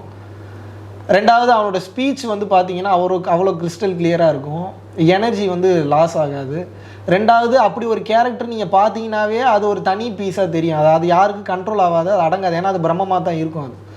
அதை கொண்டு வந்து நீ சட்டத்திட்டங்களுக்குள்ளே அடங்குனா நடிக்கிறதுக்கு வேணால் அடங்குமே தவிர அது எப்பயுமே ஆல்ஃபாவாக தான் இருக்கும். அந்த ஆல்ஃபா மேலே வந்து ஆல்ஃபா மேலோ இல்லை வந்து ஃபீமேல்கிட்ட அதுக்கு ஈக்குவலான பவரில் எது இருந்தாலுமே கூட அது அவுத்துட்ட கோழி மாதிரி அது தனியாக தான் தெரியும். அது வந்து அப்படி வந்து ஒன்றாக சேர்ந்து இருக்க விருப்பப்படாது. ஏன்னா தனிமையில் தான் பல விஷயங்களை உணர முடியும். முதல்ல இங்கே தனிமையாக இருக்கிறதுக்கே யாருக்கு இன்றைக்கி வந்து யாரும் தயார் நிலையில் கிடையாது.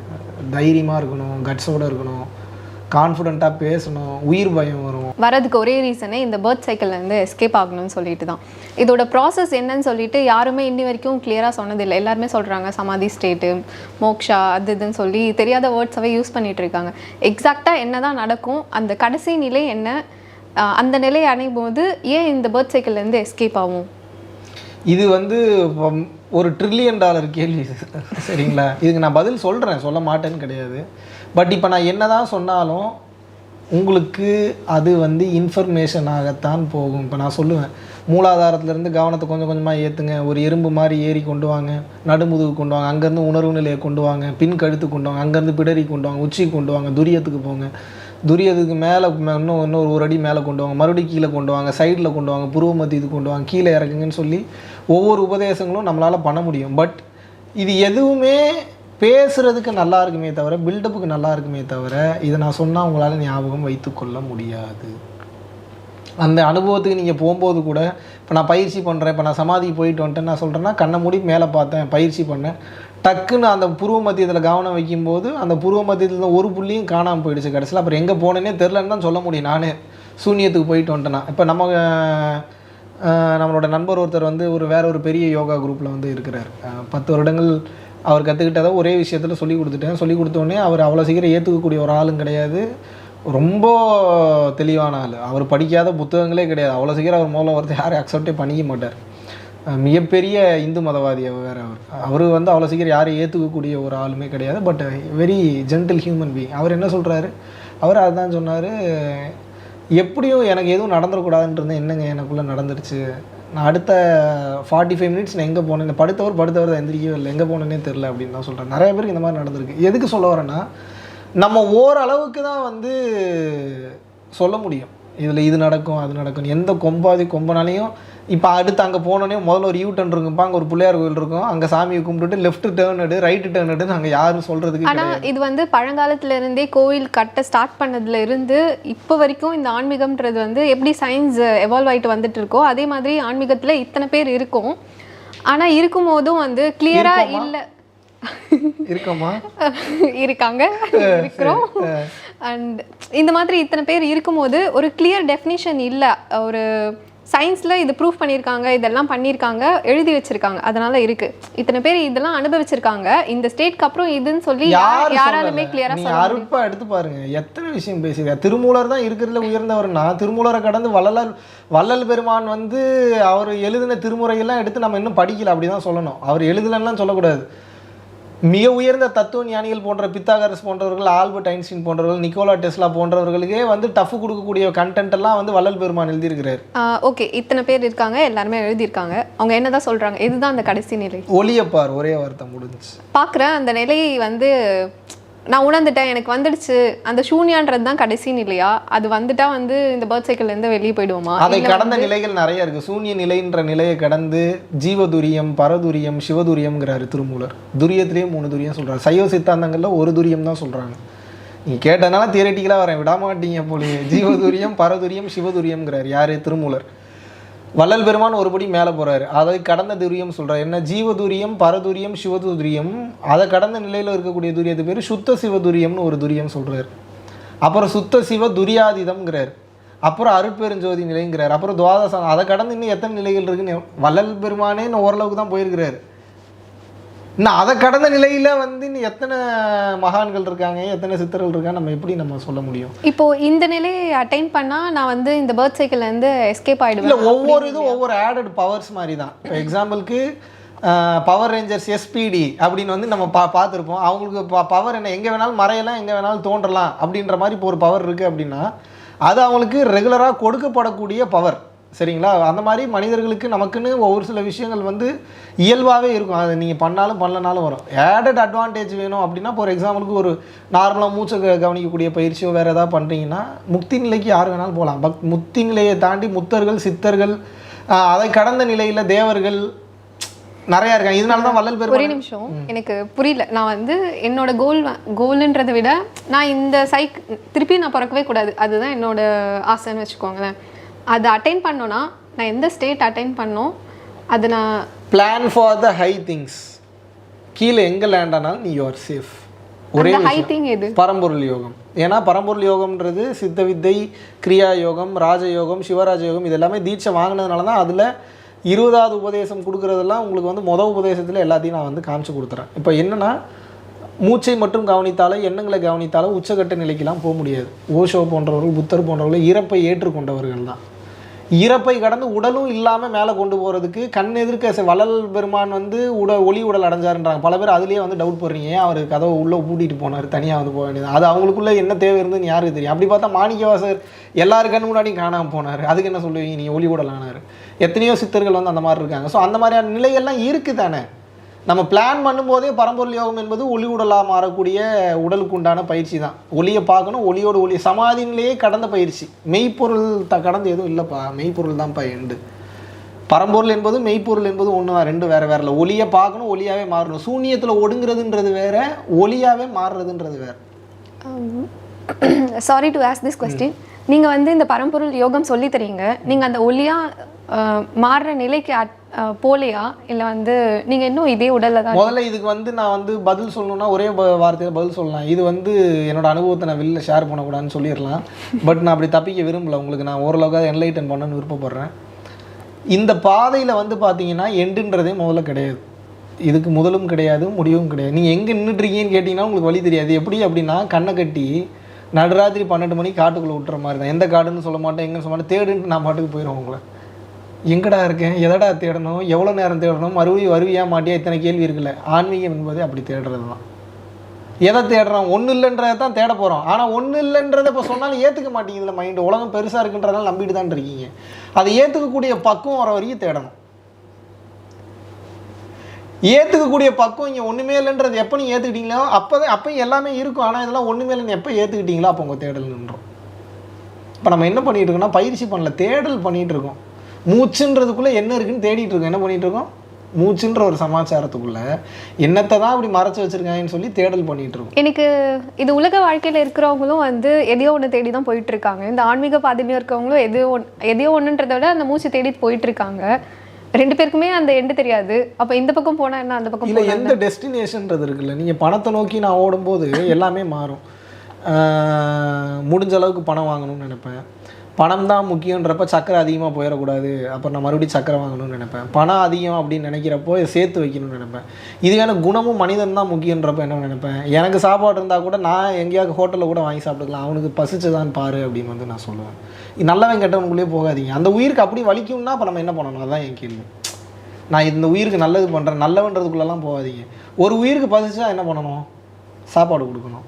தூக்கம் வருதுன்னா என்ன பண்ணணும், படுக்க பாய் கொடுக்கணும். எனக்கு ஒரு தேவை இருக்குன்னா என்ன பண்ணணும், ஒன்று முடியும்னு சொல்லணும், இல்லை முடியாதுன்னு சொல்லணும். இது எப்படி நல்லவனாக முடியும், ஒருத்தனுடைய தேவையை அறிந்து உணர்ந்து செயல்படுத்தல். அப்போ என்னென்னா நம்ம வந்து ஒரு சர்வெண்ட் மாதிரி இங்கே வேலை பார்த்துட்டோம். யாரோட சர்வெண்ட், இறைவனோட சர்வெண்ட். அது இறைவனோட சர்வெண்ட்டுன்றது 100% உங்களுக்கு ஏற்புடையதாகவும் நம்பிக்கை உடையதாகவும் அக்செப்ட் பண்ணிக்கக்கூடிய லெவலில் இருந்ததுன்னா அந்த கேள்வியே வராது. நெக்ஸ்ட் क्वेश्चन கேளு. எஸ், ஒரு பொண்ணாக இருக்கீங்க, எப்படி இவ்வளோ தைரியமாக தனியாக என்னை பார்க்க வரீங்க? சின்ன வயசுலேருந்தே நிறைய கொஸ்டின் வந்துட்டே இருந்துச்சு. புக்ஸ் படிக்க ஆரம்பித்தேன், நிறைய கிளாஸ் அட்டன் பண்ணேன்.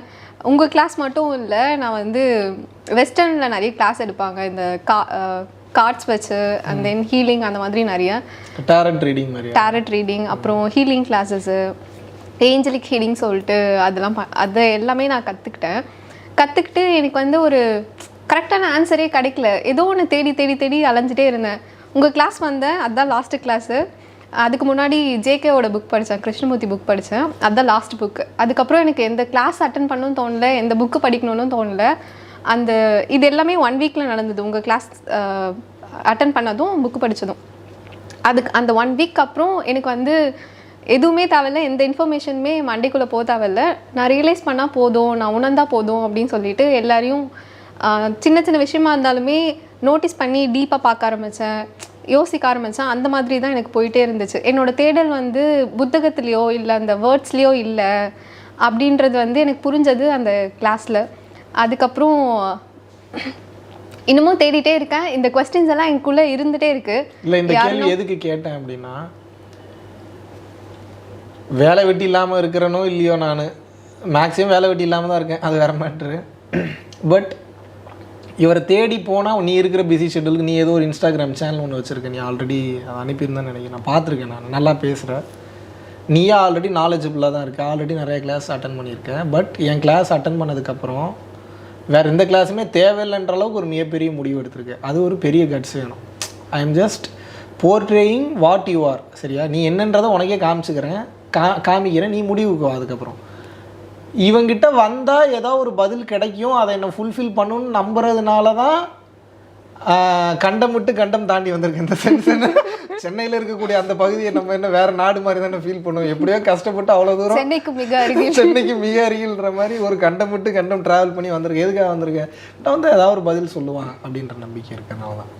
அந்த மாதிரி நீ கொஞ்ச நேரத்துக்கு முன்னாடி ஒரு கேள்வி கேட்டேன், நான் இங்கேயே இருக்கலாம்ல, நான் எதுக்கு இதுக்கு வரணும், நான் இங்கேயே இருந்துக்கிறேனேன்னு கேட்டேன். இப்போ நான் என்ன சொல்கிறேன்னா, என்ன நம்பின அந்த நம்பிக்கையை ஒரு ஆஃப்டர் ஆல் மகாவிஷ்ணு மேலே கண்ணு முன்னாடி இருக்கிறான், அதனால் நீ அவனை நம்பிட்டேன். கண்ணுக்கே தெரியாமல் என் கண்ணு முன்னாடி இருக்கிற எல்லாத்தையும் படைச்சவன் அவன் தான் இதெல்லாம் பண்ணான்னு சொல்லி 100% அவனை நீ நம்பிட்டேன்னு. என்னை நம்பி இவ்வளோ தூரம் வந்ததுக்கு, டைம் ஸ்பெண்ட் பண்ணதுக்கு நான் அடிப்படை தான். 100% அவனை நம்பிட்டேன் அப்படின்னா அங்கே உள்ளுக்குள்ளே ப்ரோக்ராமிங் ஆகிடும். கியூப் ஃபார்ம் ஆக ஆரம்பிச்சிடும். படார். ஏன்னா அந்த கியூப்பை ஃபார்ம் பண்ணுறதை அவனுக்கு நினச்சா தான் பண்ண முடியும். இன்னொரு கேள்வி உங்கள்கிட்ட வந்து கேட்கணும் அப்படின்னு வந்து நான் நினச்சேன். என்ன அப்படின்னா, பொதுவாகவே பெண்கள் அப்படின்னா ஈக்குவல் ரைட்ஸ் அப்படின்னு வந்து நிறையா வந்து பேசுகிறாங்க. ஸோ பெண்கள் வந்து ஈக்குவல் ரைட்ஸ் அதிகமாக பேசுகிறாங்கன்னா ஈக்குவல் ரைட்ஸ் எல்லாத்துலேயுமே இருக்கிறது நல்லதுன்னு நினைக்கிறீங்களா, கெட்டதுன்னு நினைக்கிறீங்களா? ரைட்ஸுன்றதே வந்து ஈக்குவல் அப்படின்னு பார்க்கக்கூடாது. நீங்கள் தனி ஆன்மா, நான் தனி ஆன்மா, அப்படி இருக்கும்போது எல்லாருக்குமே எல்லா உரிமையும் இருக்குல்ல. அதில் என்ன ஈக்குவல் அன்ஈக்குவல் அந்த மாதிரிலாம் உங்களுக்கு தேவையானதை நீங்கள் பண்ணிட்டு போங்க, அதுதான் ரைட்ஸ். சரி, அப்போ எல்லாமே இந்த உணர்தல் இருந்தால் நல்லா இருக்கலாம்ல, ஏன் இருக்க மாட்டாங்க? என்ன காரணம், எந்த பிரச்சனை, எதனால? இந்த உலகத்தோட வரையறை அப்படி இருக்குன்னு சொல்லலாம். கவர்மெண்ட் சில ரூல்ஸ் வச்சுருக்காங்க. அந்த மாதிரி உங்கள் வீட்லேயும் சரி, இந்த ரிலீஜன்லேயும் சரி, அங்கங்கே ஒரு ரூல் செட் பண்ணி வச்சுட்டாங்க. அதை மாற்றவே முடியாது. இன்னுமே எங்கள் வீட்லேயும் சரி, என்னை சுற்றி இருக்கிற வீட்லேயும் சரி, பீரியட்ஸ்னால் உள்ளே வரக்கூடாதுன்னு அந்த ரூல் இருந்துகிட்டே தான் இருக்குது. அது எத்தனை பேர் கேட்டாலுமே அதை மாற்ற முடியாது. அவங்களுக்குன்னு ஒரு சில நம்பிக்கைகள் இருக்குது. அது உண்மையாக பொய்யான்னு சொல்லி இங்கே ப்ரூஃப் பண்ணுறதுக்கு யாருமே இல்லை.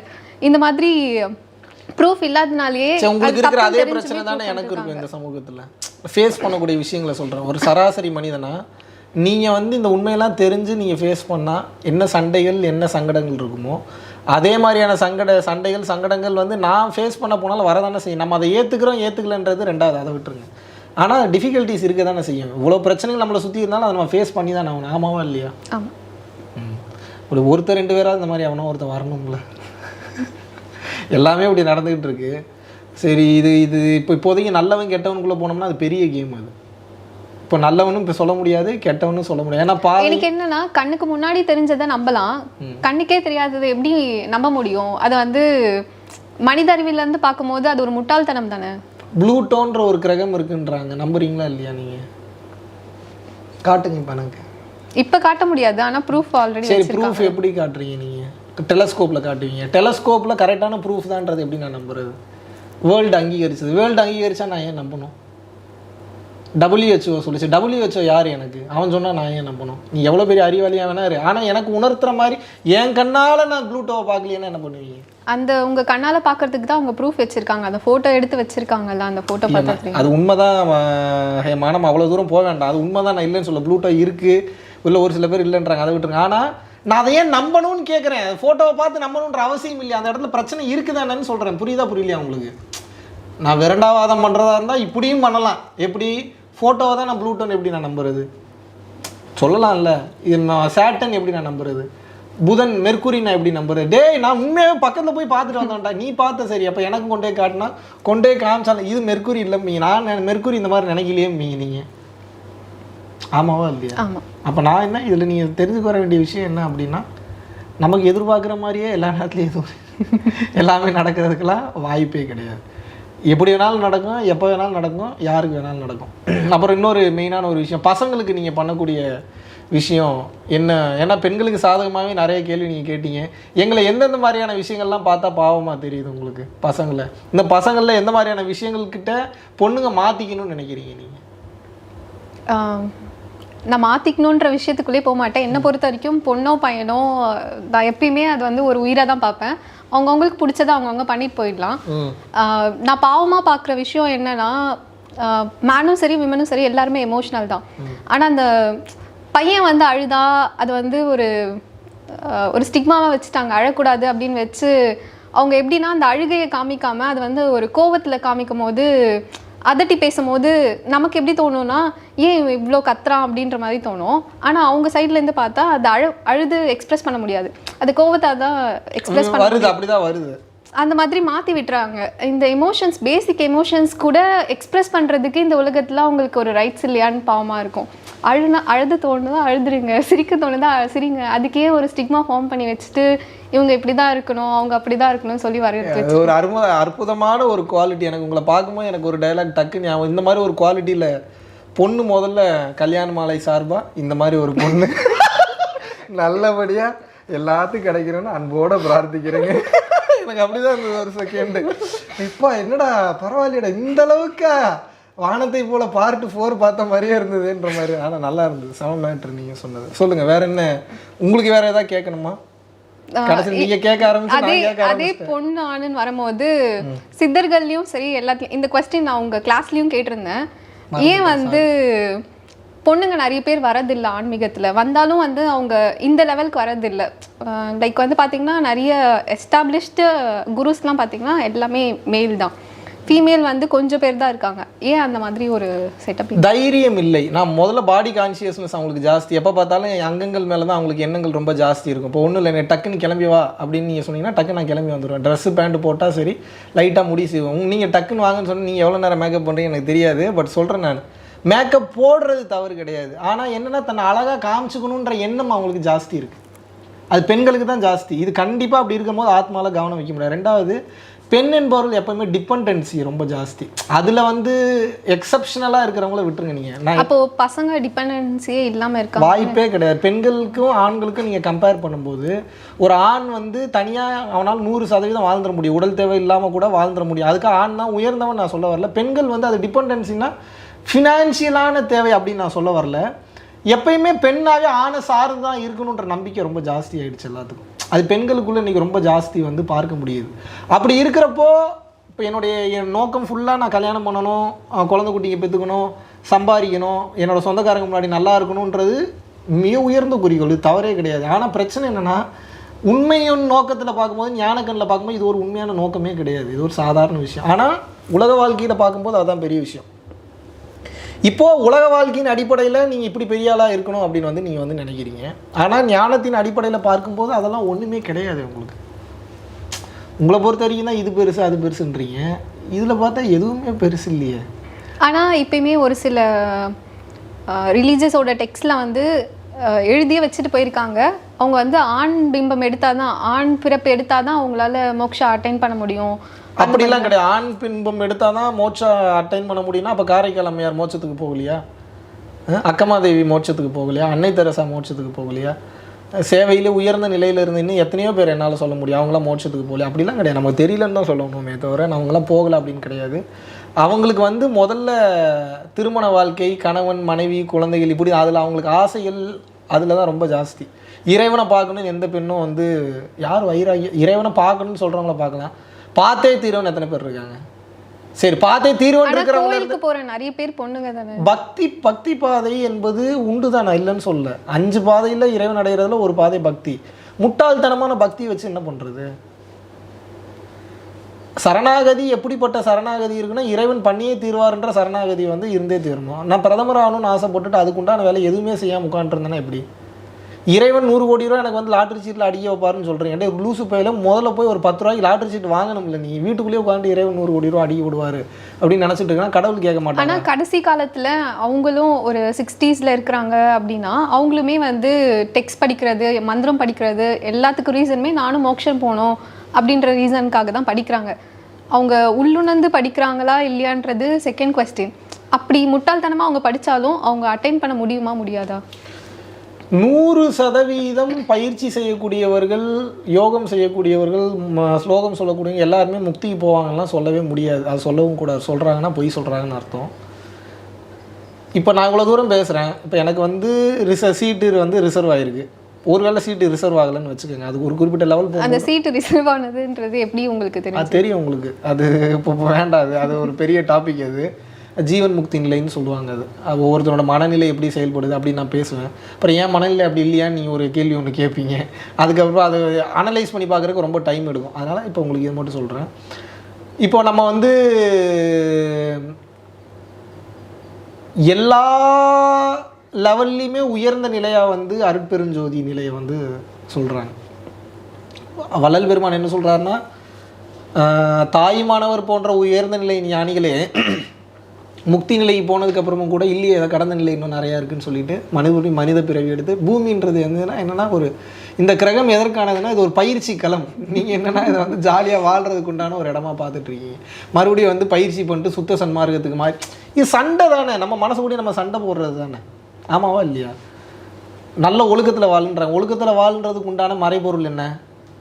நம்ம மைண்டை நம்ம ஜெயிக்கணும். அப்போ தானே ஒழுக்கத்தில் இருக்க முடியும். இல்லைன்னா மறுபடியும் தீய செயல்களுக்குள்ளேயே நம்ம போக ஆரம்பிச்சிடும். அப்போ என்னென்னா இந்த பூமி எவன் சூஸ் பண்ணுவான்னா கட்ஸானால் தான் சூஸ் பண்ணி ஐயோ மறுபடியும் வரணுமே வந்து மனிதனாக வாழ்ந்து எல்லா கஷ்டங்களையும் உடல் அளவுலையும் மனதளவுலையும் அனுபவித்து அளவு கடந்த கருணைக்கு போய் உயர்ந்த நேரிக்கு போய் அதுக்கப்புறம் தான் வந்து சொத்த சன்மார்க்கத்துக்கு வந்து எனக்கு தெரிஞ்சு இயேசு பிரான் இருக்கிறாருன்னா இயேசு பிரான் மேலேயும் நிறைய தவறான விஷயங்கள் இருக்குது. அவர் எனக்கு தெரிஞ்சு மீன் எடுத்து கொடுத்தாரா அவ்வளோ சுத்த சன்மார்க்கத்தில் இருந்தவர் தான் அவர். சுத்த சன்மார்க்கம்னா வள்ளலார் கட்சியில் இருந்தாருன்னு நான் சொல்ல வரல. எல்லா உயிர்களையும் தன் உயிர் போல் நினச்சவர், எந்த உயிரும் எந்த வேதனையும் படக்கூடாதுன்னு நினச்சவர், காயம் கவலைப்படாமல் வாழணும்னு நினச்ச இயேசு பிரான் எப்படி மீனை கொண்டு இன்னொருத்தவங்களுக்கு நீங்கள் சாப்பிடுங்க அப்படின்னு சொல்லி கொடுத்துருப்பாங்க. மேபி அது ஏதாவது ஒரு இன்சிடென்ட் நடந்திருக்கலாம், இல்லாட்டினா வரலாறு நடந்தப்போ நீங்களும் அங்கே இல்லை நானும் அங்கே இல்லை. ஸோ இயேசு பிரானை நீங்கள் கம்பேர் பண்ணும்போது இயேசு பிரான் நல்லவர் தான். இயேசு பிரானுக்கு அப்புறம் வந்தவங்க நல்லவங்களா கெட்டவங்களான்லாம் எனக்கு தெரியாது. போதர்கள் தான் தவறாக இருக்க முடியுமே தவிர மதமும் சில நேரங்களில் தவறாக இருக்குமே தவிர. ஆனால் வந்து உண்மையாகவே இப்போது நம்ம இவர் ஆதிசங்கரர் வந்து இந்த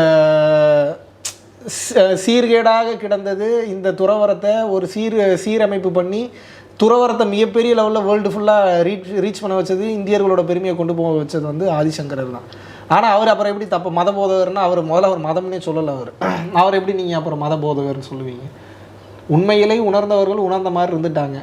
அதை சொல்லி வச்சுட்டு போகணும்னு நினைக்கிறவங்க சொல்லி வச்சுட்டு போகிறாங்க, எழுதி வச்சுட்டு போகணும்னு நினைக்கிறவங்க எழுதி வச்சுட்டு போகிறாங்க. இவன்ட்ட சொன்னால் திருந்த மாட்டாங்கன்னு தெரிஞ்சவங்க அப்படியே போய் நாகானந்த சுவாமிகள் மாதிரி ஜீவசமாதியானவங்களும் நிறைய பேர் இருக்காங்க.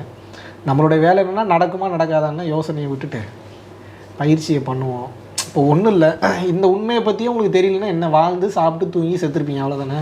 இப்போ இந்த தெளிவு வந்துருச்சு, எந்த தெளிவு இதெல்லாம் பொய்ன்னு தெரிஞ்சிருச்சு. இப்போ இனிமேல் வாழ்ந்து சாப்பிட்டு தூங்கி சாக போகிறீங்க அவ்வளோதான். இந்த தெளிவோடு சாக போகிறீங்க அவ்வளோதான். இந்த தெளிவு உங்களை மோட்ச பாதைக்கு கொண்டு போய் இப்போ என் உயிர் இந்த செகண்ட் போனாலும் நான் உயிர் நிம்மதியாக பிரியும், எனக்கு சீட் ரிசர்வ்னு எந்த தைரியத்தில் சொல்கிறேன் அப்படின்னா குருமார்களோட அருளாற்றல் ஒன்று, அவங்களோட ஆசீர்வாதம் ஒன்று. அதை கடந்த நிலையில் இந்த செகண்ட் எனக்கு உயிர் போனாலும் எனக்கு டக்குன்னு எனக்கு எதுக்கு ஆசையும் பட மாட்டேன், எதுக்கு தேவையும் பட மாட்டேன், எது அவசியம் இல்லைன்னு படாருன்னு போயிடும். உங்களால் அப்படி போகாது. நீங்கள் இப்போ ரீஅனலைஸ் பண்ணி பார்த்தீங்கன்னா ஏதோ ஒன்று உங்கள் பிடி இருக்கும். நான் என்னோடய பிடி எல்லாத்துலேருந்து மேலே தூக்கிட்டேன். இப்போதைக்கு என்னென்னா இந்த செகண்டு சாப்பாடு போடணும், பயிற்சி கொடுக்கணும், சாப்பாடு போடணும், பயிற்சி கொடுக்கணும், சாப்பாடு போடணும், பயிற்சி கொடுக்கணும். அவ்வளோ இந்த 2 பாயிண்டில் நிற்கிறதுனால ஃப்ரீயாக கூலாக ப்ளே பண்ண முடியுது, ரொம்ப கூலாக ஹேண்டில் பண்ண முடியுது எல்லா விஷயத்தையும். இல்லாட்டினா இந்த வயசுக்கு இவ்வளோ பெரிய பொறுப்பு பக்குவம்லாம் எங்கே போய் ஹேண்டில் பண்ணுறது நம்ம? அவ்வளோதாண்ணா, ஆல்மோஸ்ட் கேட்டு முடிச்சிட்டிங்களா? எல்லாமே கேட்டு முடிச்சிட்டேன். Thank you so much. நான் இவ்வளோ நேரம் கொஸ்டின் கேட்டுட்டு இருந்தேன், அவ்வளோ கொஸ்டின் கேட்டுட்டு இருந்தேன். இன்னுமே நான் கேட்பேன், ஆனால் டைம் இல்லை. நான் பெரிய ஆள் தான்டா, நீ தான்டா பெரிய ஆள் இல்லைன்றீங்களா? இல்லை இல்லை, எல்லாருக்குள்ளேயும் நிறைய கேள்வி இருந்துகிட்டே தான் இருக்குது. சில பேர் எழுதி அந்த கேள்விக்கு பதில் அவங்களே தேடிக்கிறாங்க, சில பேர் மற்றவங்க கிட்ட கேட்டு தெரிஞ்சுக்கிறாங்க. எனக்கு கேட்டு தெரிஞ்சுக்கிறதுக்கு உங்களை மாதிரி ஒருத்தர் ஆப்பர்ச்சுனிட்டி கொடுத்தாங்க, அதனால நான் கேட்டுக்கிட்டேன். நிறைய பேருக்கு இருக்கும், அதெல்லாம் எழுதி ஜேர்னல் பண்ணி கற்றுக்கலாம். இல்லை இந்த மாதிரி கேட்டு வீட்டு அட்ரஸ் கொடுத்து லெட்டர் போட சொல்லிடலாமா உங்களுக்கு? வேண்டாம், இல்லை உங்கள் அட்ரஸ் கொடுத்து உங்களுக்கு அடுத்த டைம் நீங்களே கேட்டுறேன்றீங்க. சரி, சிறப்பு. ரொம்ப நார்மலாக ஆரம்பித்த இந்த இன்டர்வியூ வந்து நான் முதல்வன் படம் பார்ட் 3 மாதிரி இருக்கும்னு நினச்சேன். ஆனால் பரவாயில்ல, அந்தளவுக்கு அவங்க கொண்டு போகல. இது வந்து நார்மலாகவே எல்லாருக்கும் இருக்கக்கூடிய சந்தேகங்கள் தான் இது. நம்ம ஒரு தெளிவு, ஒரு ஸ்ட்ராங் ஃபீல்டில் நம்ம ட்ராவல் பண்ணி போயிட்டே இருப்போம். நம்ம பாதையில் கிளியராக தான் இருப்போம். ஆனால் பார்க்குறவங்களுக்கு வந்து அந்த நம்பிக்கை, அந்த தெளிவு என்பது அவ்வளோ சீக்கிரம் வராது. ஸோ இவங்க கேட்ட கேள்விகள்லாம் எதனுடைய வெளிப்பாடுகளாக பிரதிபலிப்பாக நான் பார்க்குறேன் அப்படின்னா, அறியாமையில் மக்கள் இருக்கக்கூடியவங்க அவங்க கேட்கணும்னு நினைக்கக்கூடிய விஷயங்களோட வெளிப்பாடுகளை தான் பார்க்குறேன். ஒரு சில பதில்கள் நான் சொல்லும்போது கூட உங்களுக்கு வந்து அக்செப்ட் பண்ணிக்கிற மாதிரி இருக்காது. காரணம் என்னென்னா, உண்மை பெரும்பாலும் கசக்கத்தான் செய்யும். சில நேரங்களில் வந்து பார்த்தீங்க அப்படின்னா உடனே நாம் அளிக்கக்கூடிய பதில்கள் வந்து ஒரு தெளிவு நிலையை வந்து நிச்சயமாக யாருக்குமே வந்து தராது. ஆனாலும் கூட இவ்வளோ பொறுமையாக அந்த இன்டர்வியூ பார்க்கணுன்னு சொல்லி உட்கார்ந்து பார்த்தவங்கள் அனைவருக்கும் மீண்டும் மீண்டும் ஒரு முறை நன்றி சொல்ல கடமைப்பட்டுள்ளேன். இந்த ஒரு அற்புதமான இன்டர்வியூ வந்து ஹேமாவை பற்றி சொல்லணும் அப்படின்னா, ஆல்ரெடி இன்ஸ்டாகிராமில் நான் ஆல்ரெடி இன்ஃபார்ம் பண்ண மாதிரி ஒரு அக்கௌண்ட் வச்சுருக்காங்க. அதில் வந்து நல்ல ஸ்பீக்கர் அவங்க. எனக்கு அவங்ககிட்ட ரொம்ப பிடிச்ச விஷயமே என்ன அப்படின்னு வந்து கேட்டிங்க அப்படின்னா, அவங்களோட அந்த ஃப்ளோ வந்து ரொம்ப நல்லாயிருக்கும். ஸ்பீச் கொடுக்கும்போது இங்கிலீஷில் இருக்கட்டும், தமிழில் இருக்கட்டும். இன்ஃபேக்ட் அவங்களுக்கு தமிழை விட இங்கிலீஷில் வந்து ஃப்ளோ வந்து ஸ்பீச்சோட ஃப்ளோ ரொம்ப நல்லாயிருக்கும். ஸோ ரெகுலராக வந்து பரம்பொருள் ஃபவுண்டேஷனில் அடுத்தடுத்த கட்டம் நம்ம வந்து கொண்டு போகிறதுக்கு ட்ராவல் பண்ணுறதுக்குன்னு ஒரு சில பேரை தான் வந்து நம்ம வந்து சூஸ் பண்ணி வச்சுருப்போம். அதில் ஒரு 200-300 பேர் மேலே சூஸ் பண்ணியிருக்கேன்னு சொன்னதில் ஹேமாவும் ஒருத்தங்க. அதை அவங்க அக்செப்ட் பண்ணுறாங்களா இல்லையான்னு தெரியல. பட் நம்ம சூஸ் பண்ணி வச்சாச்சு. அவங்க வேறு வழி இல்லை. இப்போ வந்து இதில் என்ன சேவை செய்ய போகிறீங்களா, வேலை செய்ய போகிறீங்க, அதெல்லாம் எனக்கு தெரியாது. ஸோ ஆனால் வந்து இந்த யுகமாற்ற பணிக்குன்னு நமக்குன்னு ஒரு சில வேலைகள் வந்து இருக்குது. ஸோ தெரிஞ்ச 1-2 பேரும் உண்மை தெரிஞ்சவங்க நம்மளே அப்புறம் விலகி போனால் எப்படி? இறங்கி நின்று சம்பவத்தில் களத்தில் சம்பவம் நம்ம தானே பண்ணணும். ஸோ அந்த வகையில் இன்னும் நிறையா பேர் வாய்ப்புகள் கிடைக்கும்போது இந்த மாதிரி அடுத்தடுத்த விஷயங்களில் இன்டர்வியூஸில் வந்து உங்களுக்கு வந்து நான் இன்ட்ரோ கொடுக்குறேன். இவ்வளோ பொறுமையாக இந்த கேள்விகள் கேட்டதற்கும், மக்களுக்கு இந்த உண்மையை கொண்டு போய் எப்படியும் சேர்க்க வேண்டும் என்ற முன்னேற்பாடு எடுத்த ஹேமா அவர்களுக்கும், இந்த பிரபஞ்சத்திற்கும், சித்தர்களுக்கும், முனிவர்களுக்கும், மகான்களுக்கும் அனைவருக்கும் நன்றி சொல்ல கடமைப்பட்டுள்ளேன். நீங்கள் அனைவரும் எல்லா வளமும் நலமும் பெற்று எல்லாம் வல்ல அருட்பெருஞ்சோதியின் அருளாற்றலை பெற்று உயர்ந்த கட்ட மெய்ஞானத்தை அடைய வேண்டுகிறேன். குருவின் பரிபூர்ண அருளாசிகள். குருவே சரணம். நன்றி. Thank you. Thank you so much. Thank you.